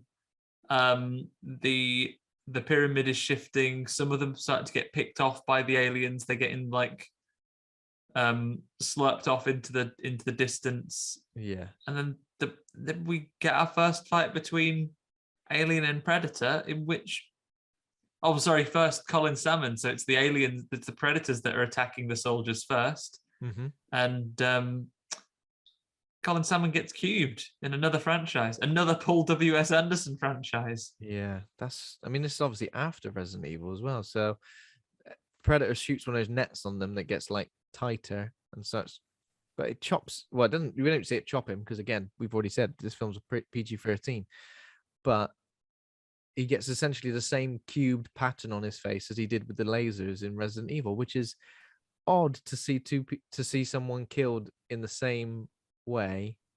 I can't remember what you said. What did you say? There was a guy we worked out had been tigered more than once. Oh yeah, it's the fella from I forget his name. It's the fella from Burning Bright / Army of the Dead. He gets tigered. Yeah. Oh yeah, that's right. So he gets killed by a tiger in 2 separate movies, and then Colin Salmon gets cubed by a laser and then by net in the same way. I mean, they must have known that. There must have been a bit where you're right, now you're going to die the same way as you died in Resident Evil. Do you reckon it's because they've got a Colin Salmon that's been digitized that they can cube? Oh. Yeah, but I don't think you really see it, do you? They just do the first couple of frames of the cube in. Yeah. But you don't really see him die as such. He just seems in a lot of pain, doesn't he, when he's getting cubed? He's like trying to use the gun to... Yeah, and it doesn't like that at all. No, doesn't help him. Yeah, so we get some action sequences. We get some slow-mo stuff of like appendages getting sliced off, acid blood flying everywhere. I think Predators just tailing people, and this is where you get your background, right? Because one of the predators gets a tail through him and then it lifts him up so they can do a face-to-face. Yeah. So and he dies that one as well, doesn't he? I think they both get. I think Celtic and Chopper are both killed in Now. in this initial scuffle, like pretty much straight off. And you're like, if there was a trio of you going down there and both your mates immediately got offed, you'd be like, for God's sake, lads, absolutely mug me A right massive disadvantage already. So the guy that wins is in. He's a double fishnet guy, so he gets a little bit of acid blood on him. He strips down to his own sort of fishnet undies that that a predator wears, and then uses his net to put a crisscross pattern on the head of that alien. Yeah, it looks good then. Yeah, and there's all this chaos going on, so they're all running off, and this is where we kind of get a I don't know. This is probably a poor exit for Lance Henriksen / Wayland in this one, because some of our major characters. So there's Alex. There's the for some reason all the soldiers have absolutely eaten shit pretty much immediately. Yeah, and it is now the scientists. And then either face hugged or face hugged. Nick Cotton fell down a different hole. Yeah, he broke his ankles, collapsed. His ankles collapsed, and besides the fact he was bullying Heart of the Film Graham, they're best mates now, because he's like, "Come on, I'm going to get you through this. You're a soldier, and I'm just a dude. We'll do this together." So they're in a lovely heart to heart. Whereas the other scientists, so there's the Italian archaeologist, there's Alex, and there's Bishop Wayland. They're running away, and then for a character that's meant to be kind of an enduring presence in the franchise, one of the people that the company is named after, like the Predator goes to walk past him, he looks in his lungs and goes, he's poorly, don't Yeah, so obviously the Predator, for some reason, even though it doesn't strike me as the kind of thing a Predator would do, he'd just, if someone was in his way, just off them. He wouldn't scan them and go, hang on a minute, he's poorly, not a threat. Leave him be. He's poorly. He's not going to make a good trophy. So we also, why aren't Predators working as doctors? Because my God, they don't need to do blood tests or scans or anything like that. They can just look at you and go, "You're fucked." Have a look at you like those dogs that you get. They can just have a sniff of someone and go, "Cancer, no, off you go." Yeah, just get a Predator working in the local hospital. Yeah. Save a fortune on waiting scans. Times would be down. Yeah, you just have a walk. You just poke his head out the door into the waiting room. Poke his head out. That one's all right. You're fine, actually. Yeah, what are you doing here? You silly sausage? Get out of here. Oh, I need a sick note faking it. Yeah, you've got to do that. You can have different vision filters for like different illnesses. So it's like lung poorliness, brain poorliness, blood pooling, and you can have like do all the different filters that he's got there. Different layers. But he walks past Lance Henriksen thinking, no, it's poorly. I'll deal with the others. I'll just walk past it. And he gives him the old high school flamethrower. He goes, don't you turn your back on me. And he whips out his Canna Lynx Africa from his bag. To be fair, Predator's fuming because it's all over his lovely hair.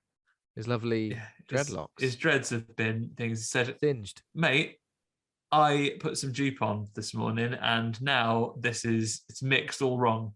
Got your singed deodorant over the cologne I've put on. Did you also notice that the Predator makes a lot of weird noises in this? Like, I don't remember him kind of like, it's like almost like a roar. It's almost like a lion roar. Oh man, the noises in this film, and the second in Requiem as well.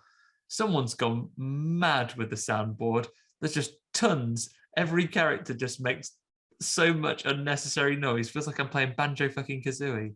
Like the whole time. The Predator's roaring. The alien's doing that weird elephant noise. Yeah, the elephant noise that it's like an elephant noise. But the thing is, you hear that sound. I'm pretty sure. I'm not gonna. I can't confirm, but I'm pretty sure you hear it for the first time in Aliens. Yeah. And I don't hear it that much. You only hear it when the alien's like proper in distress, when it's being burnt or something like that. Yeah, I don't know. Hearing it, so it does the elephant noise. Hearing it pretty much constantly again almost takes me out of the. It's almost like having a Wilhelm scream. They're whittering on, and the Predator, if he's not doing the noise, if he's not doing his snoring, then he's roaring. Then he's doing like roars. So he has a little bit of a roar, and then again, iconic character, name of a company, the name behind a company that would endure until hundreds of years in the future, gets stabbed and chucked down the stairs. Yeah, it just gets discarded, doesn't he? It's a pretty lame end for him, essentially, isn't it? But he's off, and then the predator, another alien, sneaks up on him, but he does like a face chop that then like it kind of slides off. Yeah, that's pretty cool. And then he does a little hubris is what gets him long range. He goes, take my mask off and do a little scar on my head. Yeah, doesn't he grab the face hugger as well when it's like leaping towards him? That's That later, or another one that grabs, because this one gets him, right? Because the face hugger comes out and he does get one. He blasts one of them, or he gets one of them, but then a second one comes. But one gets him, but it like cuts immediately. So obviously we're supposed to think as an audience, oh, he's all right actually, because he's in the next scene. But we know how this works with the xenomorph, so we know it's setting something up, and I feel like it's obvious what it's setting up. We already know, because we see a facehugger jump to him, then we don't see what happened, and then we know also that the way that the pyramid works is that doors close for minutes at a time and then they open. Because meanwhile, Alex and the other scientist, I should look up his name so I don't have to call him the Italian. It's testament to the memorability of some of these characters, though, that their names just do not stick. No. It's not like, you think of an alien and you've got like you've got your Ripley and you've got like Captain Dallas, and then you go to aliens and you've got Hicks and you've got all those other characters that you can you rattle off those names and some of the lines, but these one it's just Julian maybe Assange, some of it, and, Julian Assange, Scottish Spurs, man, English man, Colin Salmon, Italian man, it's an international affair.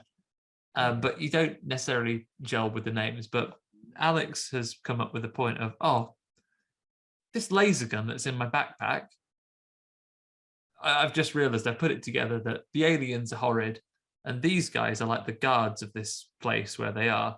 So we should give the guards their guns back so they can do it. And I think this is at the point where they go through the thing and go, hang on a second, let's just translate this real quick. So, aliens, this is like a rite of passage. If they win, if the hunters win, then everything's fine. If they lose, they'll blow it up. So even in story beats, taking out the tagline of the film and say, right, we should give this guy his gun back. Yeah, and off they go to do that. So, versus movies kind of go one of two ways, don't they? They're either two good guys, so they're not going to end up good guys forever. They're not going to end up enemies forever. They fight for a bit, then they realize that there's a common threat, so let's team up and take out the actual bad guy. So that's your Batman v Superman, that's your Godzilla versus Kong. Yeah. Or when it's two bad guys, essentially, one bad guy is really a bad guy, the other one's like treated like an anti-hero, essentially, where they go, well, they're both bad guys, but really that one's worse. So let's team. So we want this one to win. This will help this one. And again, given that humanity. Now, I think it works a bit better here. I know, obviously, I mentioned recently Nemesis being given humanity and Resident Evil Apocalypse stressed me out. But I think at least with Predator, it kind of I think it's always been a character that's had that humanity to it throughout the franchise. They have actual more complicated objectives, I guess, than Aliens, which is snatch people up, get facehuggers on them, get more aliens, win. Eventually they'll be what's the end goal of Aliens? Just because this is the thing, isn't it? Like have a little rest because everyone's gone. They can't move from planet to planet. They're just there. I guess it's just take over, kill as much as they can, kill, eat. Well, do they eat? Yeah, these xenomorphs eat people. Yeah, they just bash you in the noggin with that little tongue, don't they? Yeah, that's it. They don't sit down and have a lovely meal. I did like the that. only thing we've seen them do that's anything like a hobby is Alien Resurrection. They have a big slimy orgy, but they've been genetically modified by then. Yeah, I don't think these xenomorphs are into that. So yeah, once this scene fills is another exposition scene where it fills in all the blanks of, predators are worshipped as gods. They helped human civilization build the pyramids. Every hundred years they do this. The ultimate prey are the xenomorphs, and yeah, if they get overwhelmed, they've got a self-destructive device that will eliminate all of them. But yeah, Lex and Sebastian decide that let's give these guns back. Sebastian, let's give these guns back. They return the bastards to Scar, and the xenomorph attacks, and this is when Lex kills the xenomorph with the spear thing, isn't it? Yeah, is that right? So yeah, Sebastian gets snatched off by a xenomorph. I think at this point, Graham and the others have also been gunged up like the aliens like to do, and they've been face hugged as well now. Yeah, gunged up. Yeah, they do. They get them in some gunge. They just pin them to a wall. They get face hugged.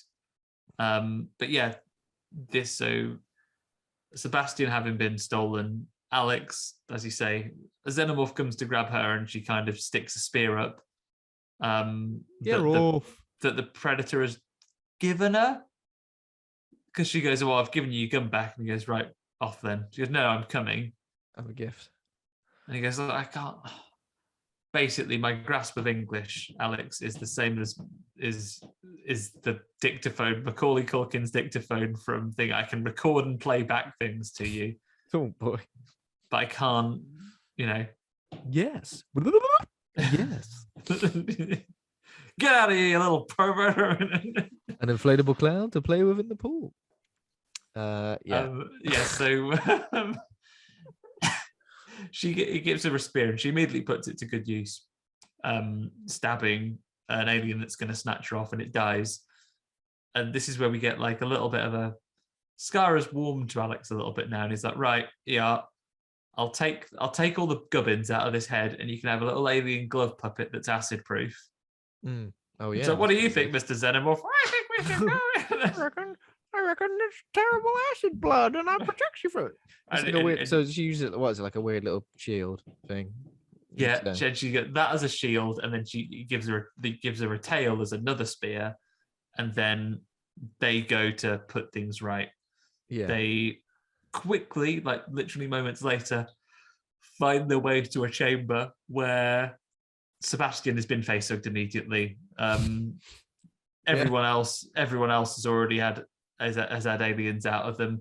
They get a brief reprieve because the Predator's been lasering aliens that we see coming along, but then the Queen calls them for the tea, calls them in, and says, "Get us out these bloody chains, will you?" I feel like he's got Barbara Windsor's voice. Don't they use their blood to break her out? Yeah, the chains? they nip at her.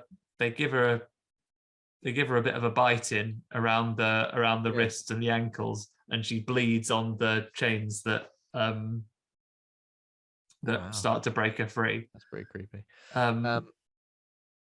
Yeah, so then the Queen, she gets freed. She's coming out. Scar does this thing where he explains to Alex what his bomb thing is, and he goes sign language. Well, she don't bloody understand a word because she's bloody ridiculous. She's an idiot. So I will just show her the boom. Everyone knows the universal symbol for boom. Yeah, and she does. She gets it immediately. And they start heading along. We get a little bit of action with the aliens chasing after him at the very end, but thankfully, the kind eyes of the Predator that she looks into, who takes his mask off again, and then they go up this little sledge. Yeah, essentially. And I kept thinking, how was the Predator going to get out of there if this sledge wasn't there? Just walk it, I guess. You just walk it, I guess. Up that really long 30-degree angled thing. So they They get onto a little sledge that goes up, fire from the bomb following them all the way. All the normal aliens have been. Do you know what really made me Got laugh now. for some reason was the shots of them like running from the pyramid, like running out of the pyramid together. And then like it was so, I don't know why it's so funny.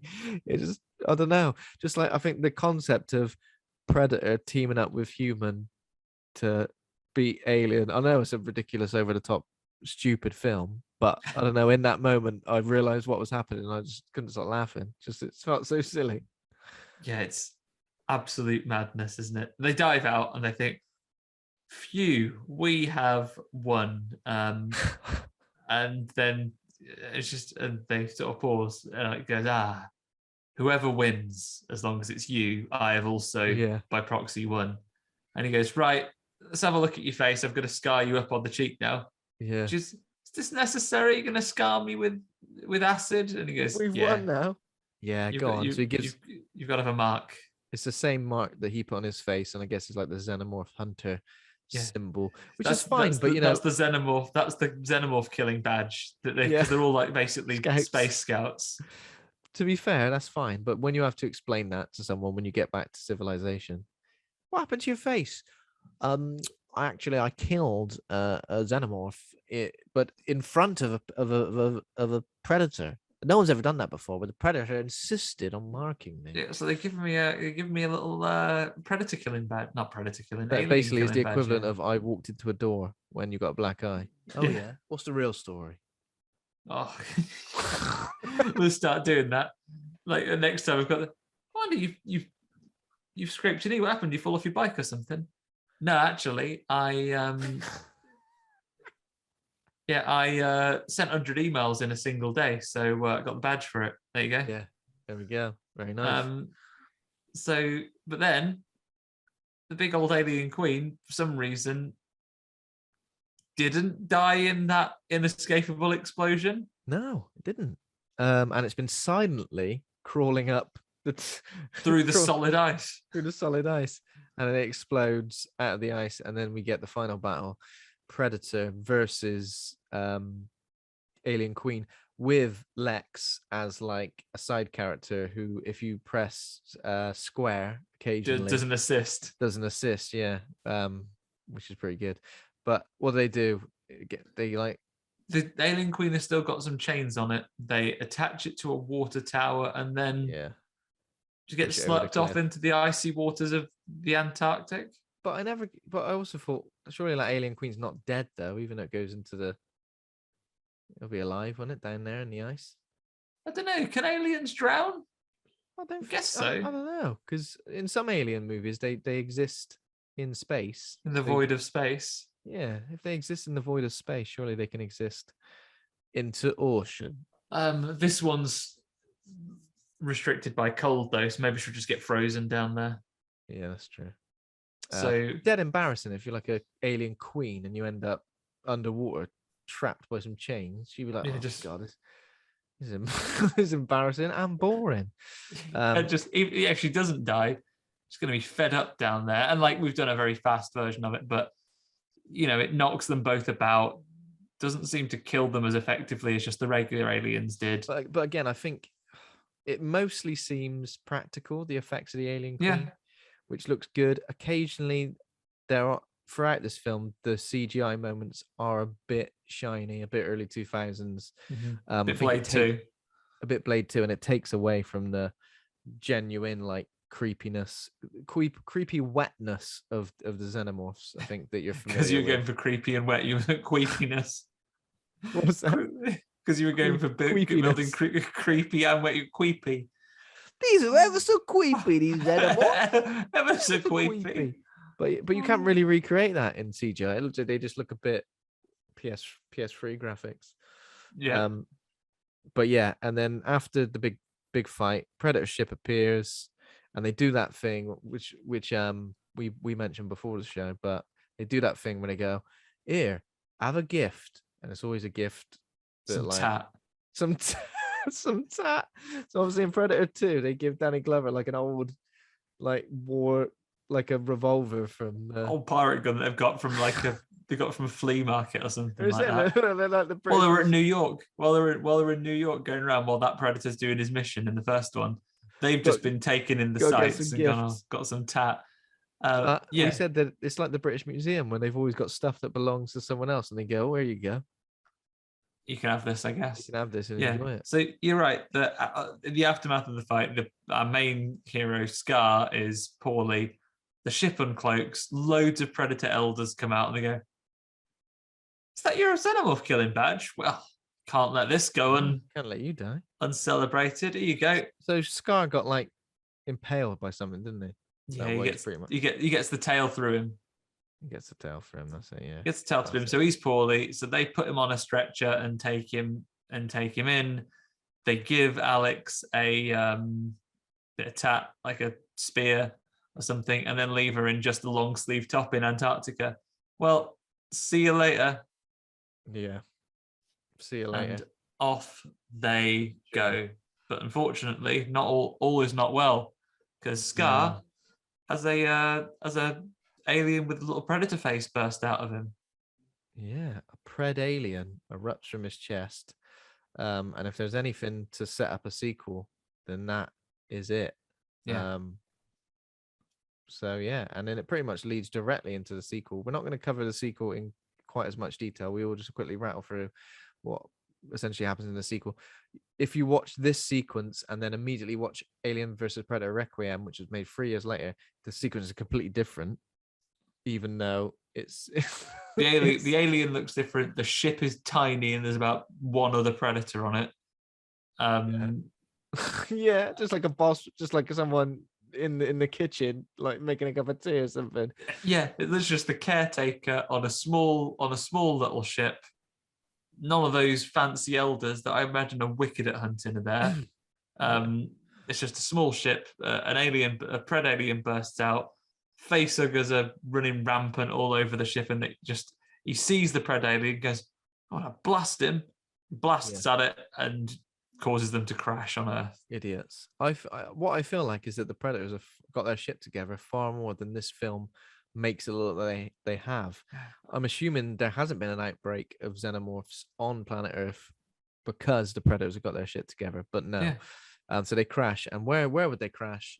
Gunnison, Colorado. Gunnison, Colorado, home of a nuclear power station for some reason. Yeah, I suppose it's better than it just crashing in New York, and it kind of makes sense. But essentially, what this sequel is for the first time, is aliens in a modern day suburban sort of town. Predators. I mean, in The Predator, they're kind of in a similar sort of environment. That was obviously after this, and they've done the big city. They've done the urban jungle, New York. So yeah, seeing them. But I think, as I mentioned, what's annoying is that the pred alien as the big bad in this movie, the big bad, the big threat, you don't really see it very much. Yeah, It's like I'm not lots of sure how close-ups. confident. I'm not sure how confident they were with the effect. Design, yeah. So clearly, I mean, it just looks like a big xenomorph with the sort of open mandible, With Audrey 2's face from Little Shop of Horrors. It's got like a big bald head. Yeah, it looks like that. And again, even though it's supposed to be aliens versus predator, whoever wins, we lose.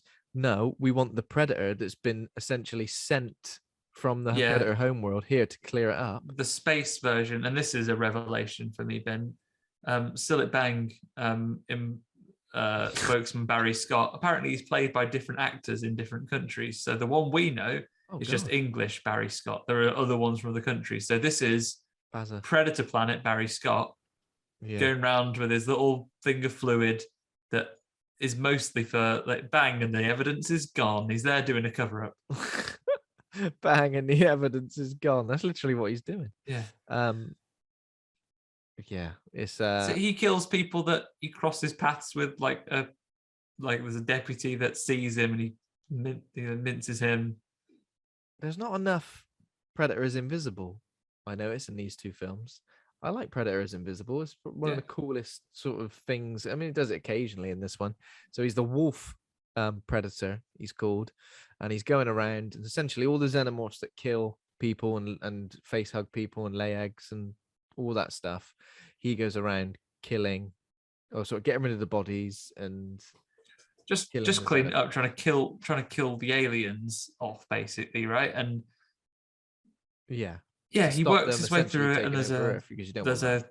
there's a cast of characters that we meet with varying degrees of interest. There is like our young couple in love, the teenage love interest who is the most DTF character that's ever existed. Yeah, Just try and level best to have sex with this guy that they've been friends with since childhood.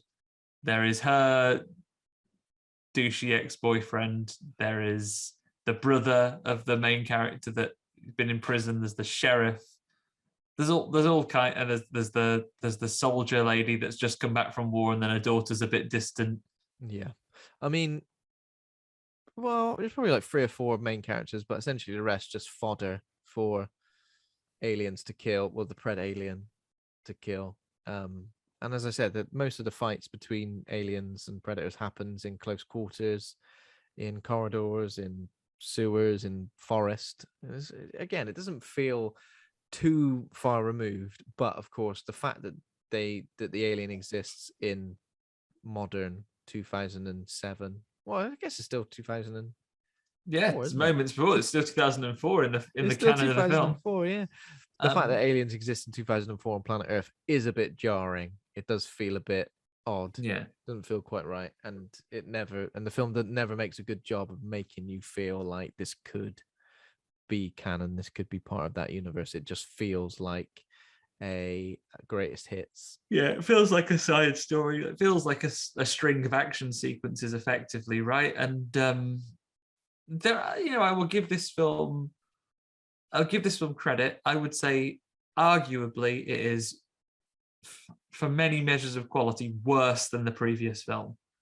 Yeah, like the people that are in it, the notoriety of those people, the there's overall there's a effort lot to of dodgy one-liners as well. And dodgy one-liners and direct lifts from from previous movies. There's a get to the chopper. There is like a get to the chopper, which is uttered like this. Okay, now get to the chopper. It's like, oh, come on now. If you're gonna do it, do it. You shouldn't do it, so don't.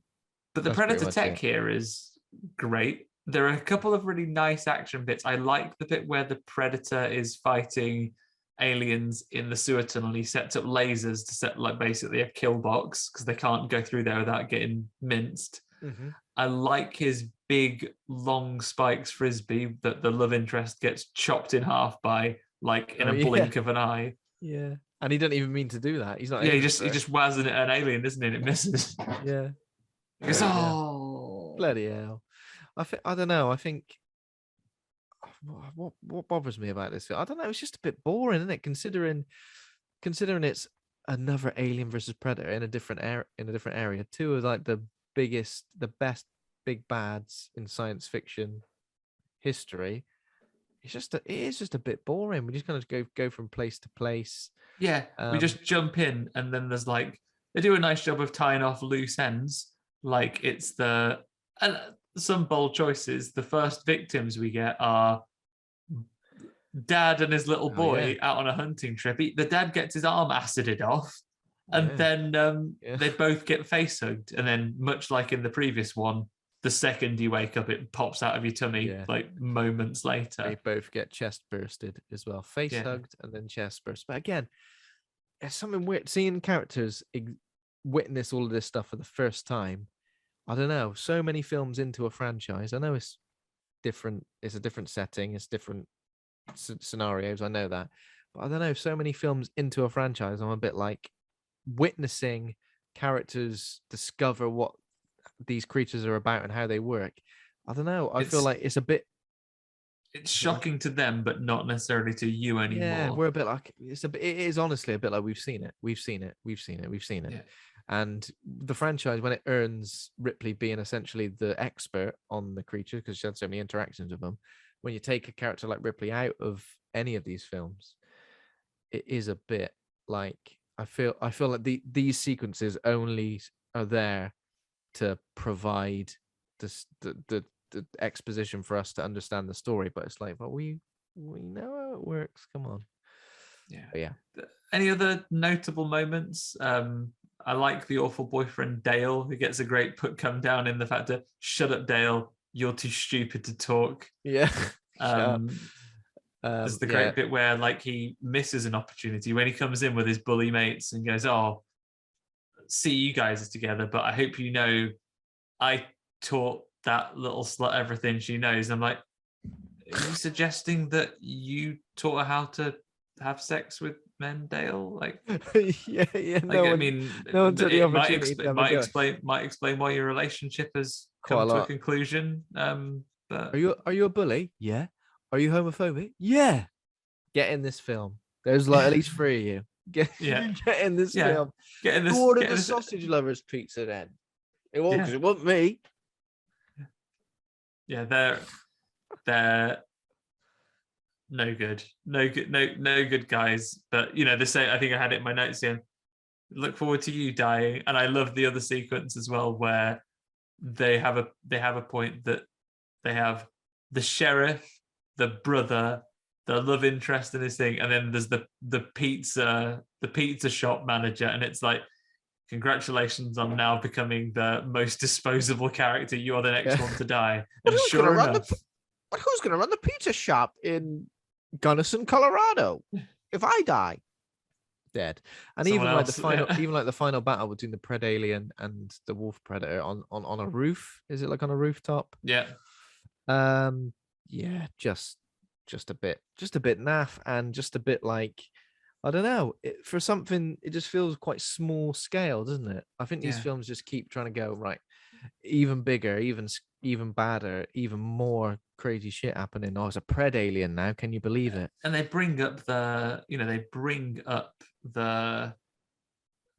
what's it called? The tagline once again, because in this place, it's like whoever wins, well, actually nukes win, I guess, because that's what happens. They clean it. Basically, the film tidies up after itself and goes, "Oh, everyone was nuked.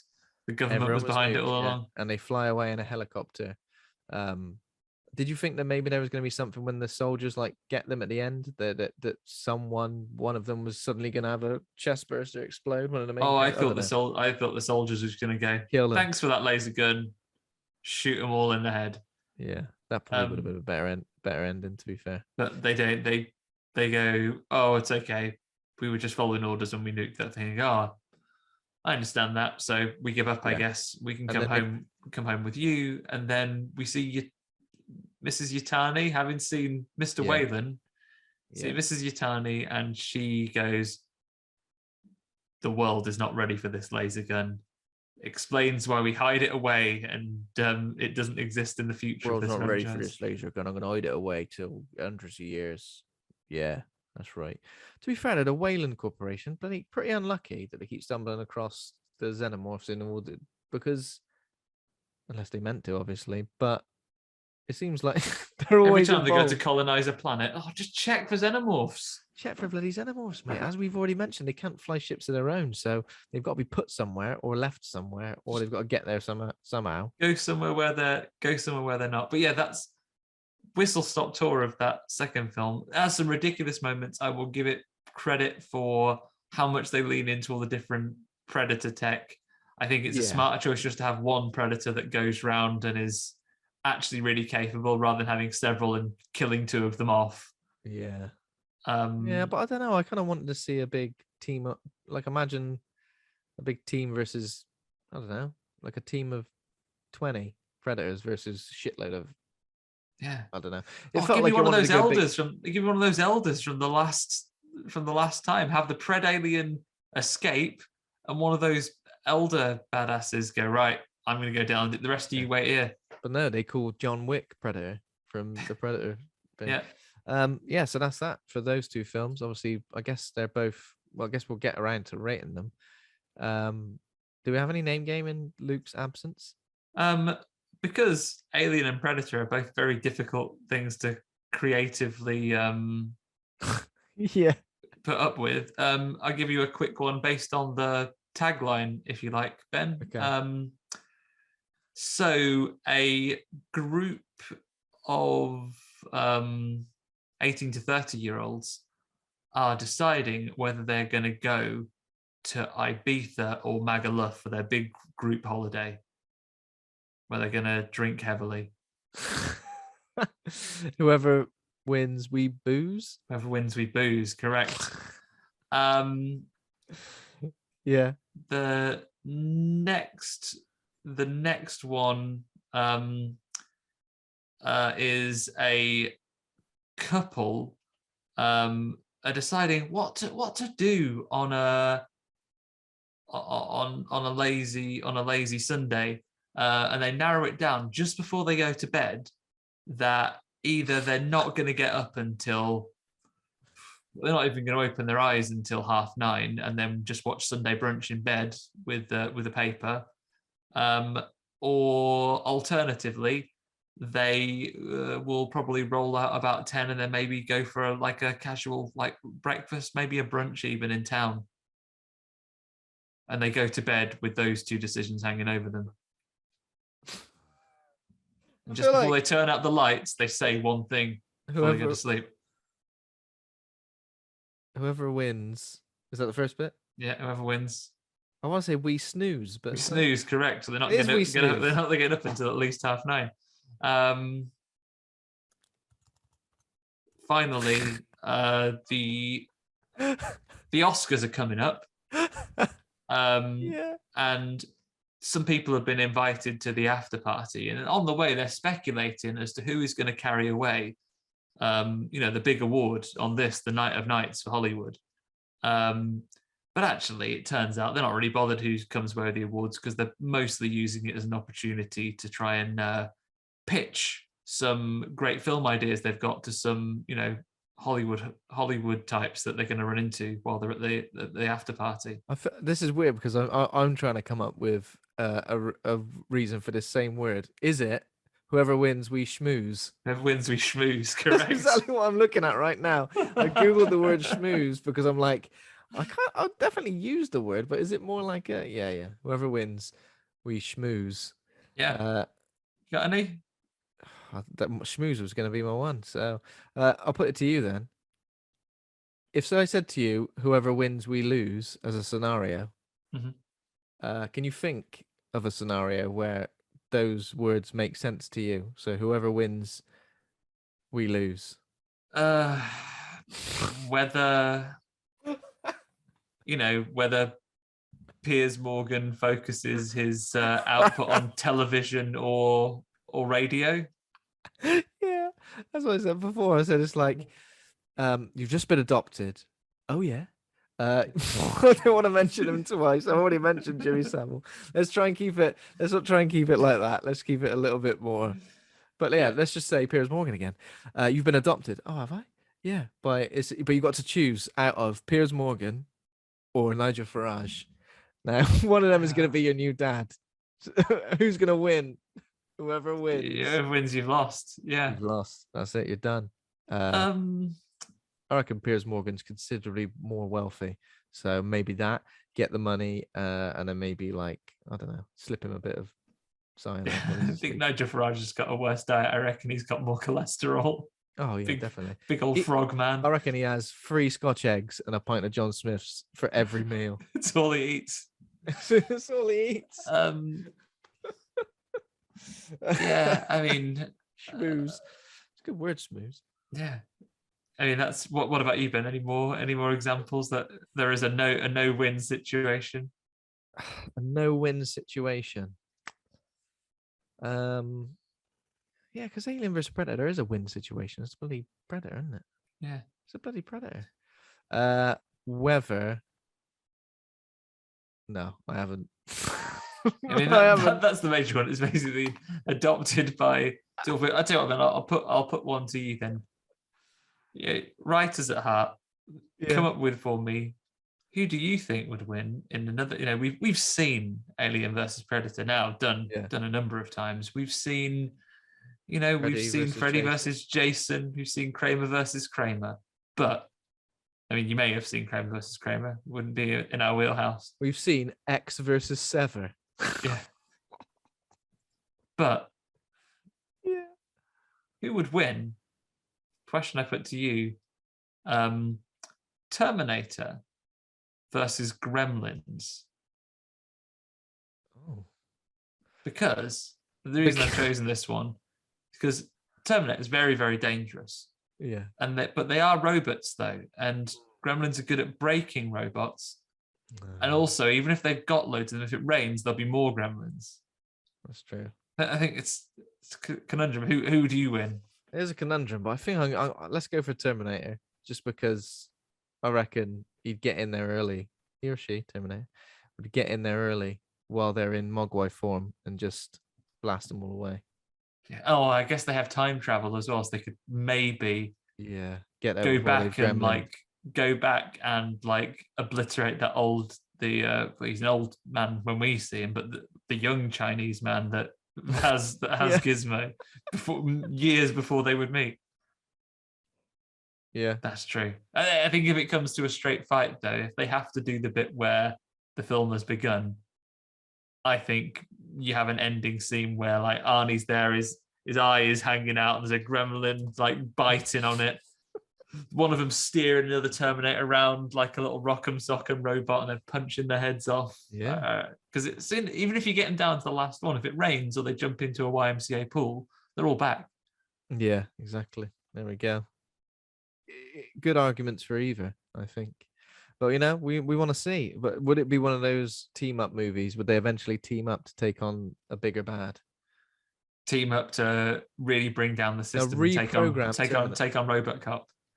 Take on RoboCop, yeah. They've reprogrammed Terminator to take on Skynet. That's what they do. Yeah. The Gremlins reckon they're good at. Are they good? They're probably not good at tech. But and maybe there'll be all the different types of Terminator like there are in Gremlins too. Oh, there'll be like a vegetable Terminator, a spider one. Sexy Terminator, all right? Sexy woman Terminator. You got your lightning Terminator, okay? That's the best one. The sexy woman Terminator, but instead of the sexy woman one, or the one that has glasses. Yeah, the one that has glasses. He's good at maths and stuff. Yeah. He could do maths. Yeah, the sexy Arnie Terminator is basically with all of the like 80s/90s marking of this is a character that you know, but we've made a girl version. So he's got like big eyelashes and lipstick. Bugs Bunny. Yeah, big eyelashes, lipstick, little bow. Yeah. Yeah. Shall we rate the films then? Yeah, we should. Are we going to rate both of them? We've watched them both, so yeah, let's rate them both. Goodness help me, I'm going to give them both a score. Go on then.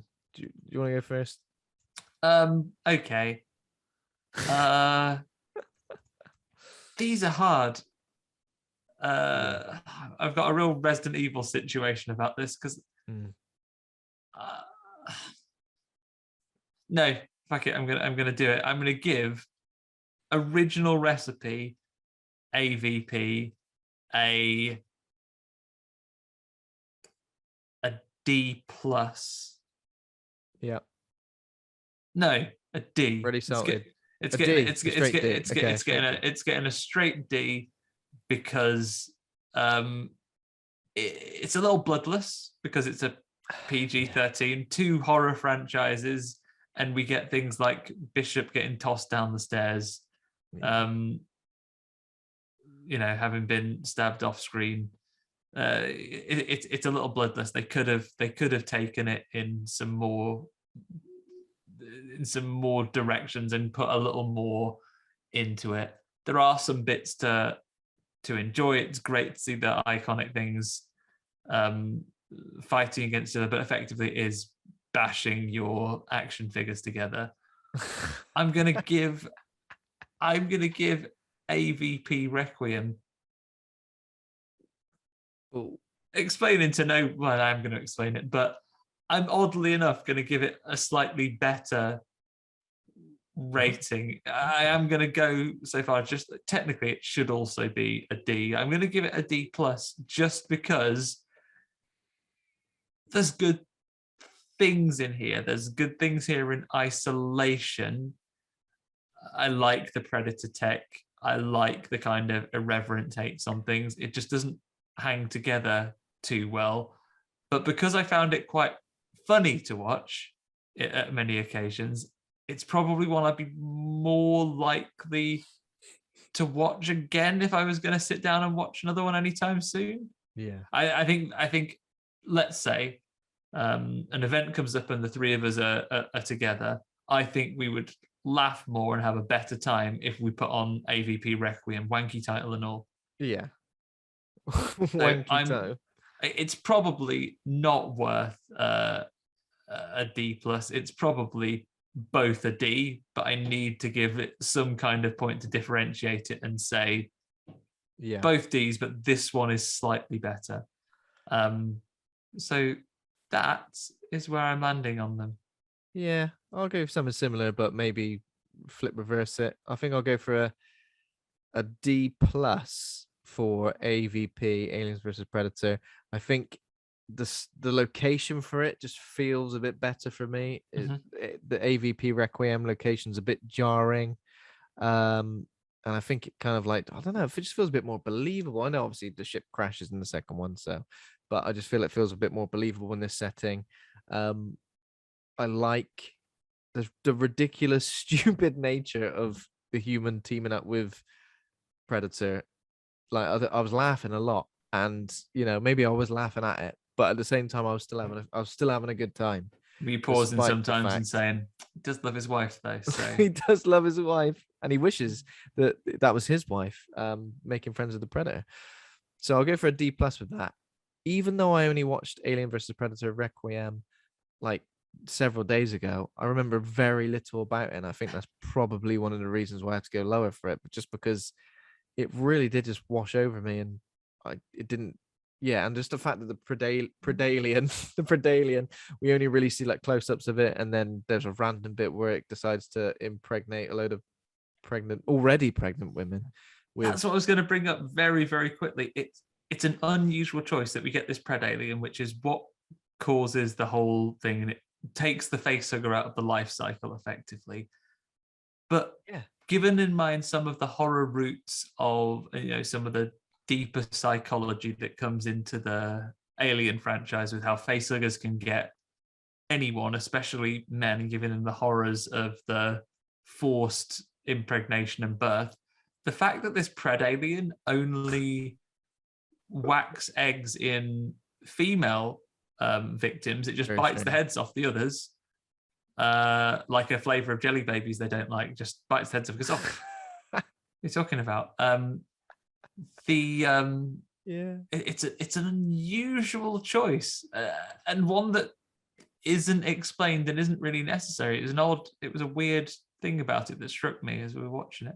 Yeah, definitely weird. It just feels a bit weird. It just feels a bit all over the place. I know tonally, in a way to, I guess, Super Mario Brothers, it feels like it is tonally like a bit all over the place. Like it's like an action film, a horror film, but then there's also this like human drama happening as well, which is a bit like, I don't know. It was strange. You should write that as your review, Ben. You should put just AVP to Requiem, however many stars that equates to, and say tonally a lot like Super Mario Brothers. A lot like Super Mario Brothers. Now you may think no one's ever said that before. No one's ever said that before, but I'm here and I'm ready to say it. Tonally, just like Super Mario Brothers. So I think I'll give it a D- on that. I wouldn't say it was particularly a lot worse than AVP, but I think I had a bit more fun with AVP with the first one. That's that. There we go. There we go. That is AVP time. AVP time. And it is a time is had. So next week, so we've announced the May lineup. Next few episodes we've got coming up. We've got Fire in the Sky next week. More aliens. More different aliens. Type, though. Yeah. Then we've got Fire. I think we're going to do another double bill. So with Firestarter, obviously the remake is being released with Zac Efron, obviously. Mm-hmm. So we're going to watch the original with Drew Barrymore and the remake, and sort of, I guess, contrast. See who is the most twisted Firestarter next week? Who is the most twisted Firestarter? Is it? Yeah. And then end of the month we're going to go for The Birds. They're classic. A classic, scary, avian, scary stuff. Feathered frights coming at you. So watch out, they'll peck you. And there may be some bonus content being dropped throughout the month, but I think we need to work out exactly. Got to what get we're gonna those. Got to get those bits recorded. But yeah, there's more coming. Yeah, there's So more coming. There we yeah, go. So, here's onto a different type of aliens next week then, Ben. yeah, looking forward to it. So that is that. Thank you very much for listening. If you enjoyed the show, you can become a patron over at patreon.com/horror hangout, and you can join our current patrons over there. John Crinnan, patron against his will. Ben Scaife, monkey patron. I'm not going to give everyone a nickname. That's silly. Don't do that. You're all right. Stephen Christopher, Laura Kendrick, Toby Miller, Lane Spencer, Ollie Child, Wendy Muller, Leslie Carlo, Julie Bilgren, and Pazuzu. So thank you. Come and join us over there. Thanks to Taj Easton for our theme music. That's right, brand new theme music. Hope you like it. Hope you love it. I haven't heard it yet, but I did. Thanks to Acast for hosting the show. Please consider giving us a rating or review on any podcasting platform, and head over to the Facebook group Horror Hangout Board of Advisors to interact with us there. And of course, thanks to Andy for being a right horror dude. Thanks, Ben. Thanks to you for being a right horror dude as well. Thanks I don't to want to me. neglect that. You can't thank yourself, so I will do it No, you don't want to do that. the people's behalf. But yeah, thanks to me. And thanks to you, Luke. Yeah, you're busy He's today. still But a that's right all horror right. dude. You can be, yeah. I think this is the real stinker for poor old Luke here. He was too busy to come and join us for recording because, life has commitments. He's got to deal with those commitments. But he did put himself through 2 AVP movies before he couldn't make it at last minute. That is dedication to the cause. And for that, obviously, we'll find out what his ratings are as well. A+ for both, I've heard. But yeah, next week, hopefully, all of us back together. It's been a couple of episodes since it's been the trio. Yeah. So get the whole gang together. It's been a couple of weeks. You're right. let's do it. Okay. Okay, for until now, next though. time. Goodbye, everybody. Goodbye. See you later. Bye. Bye.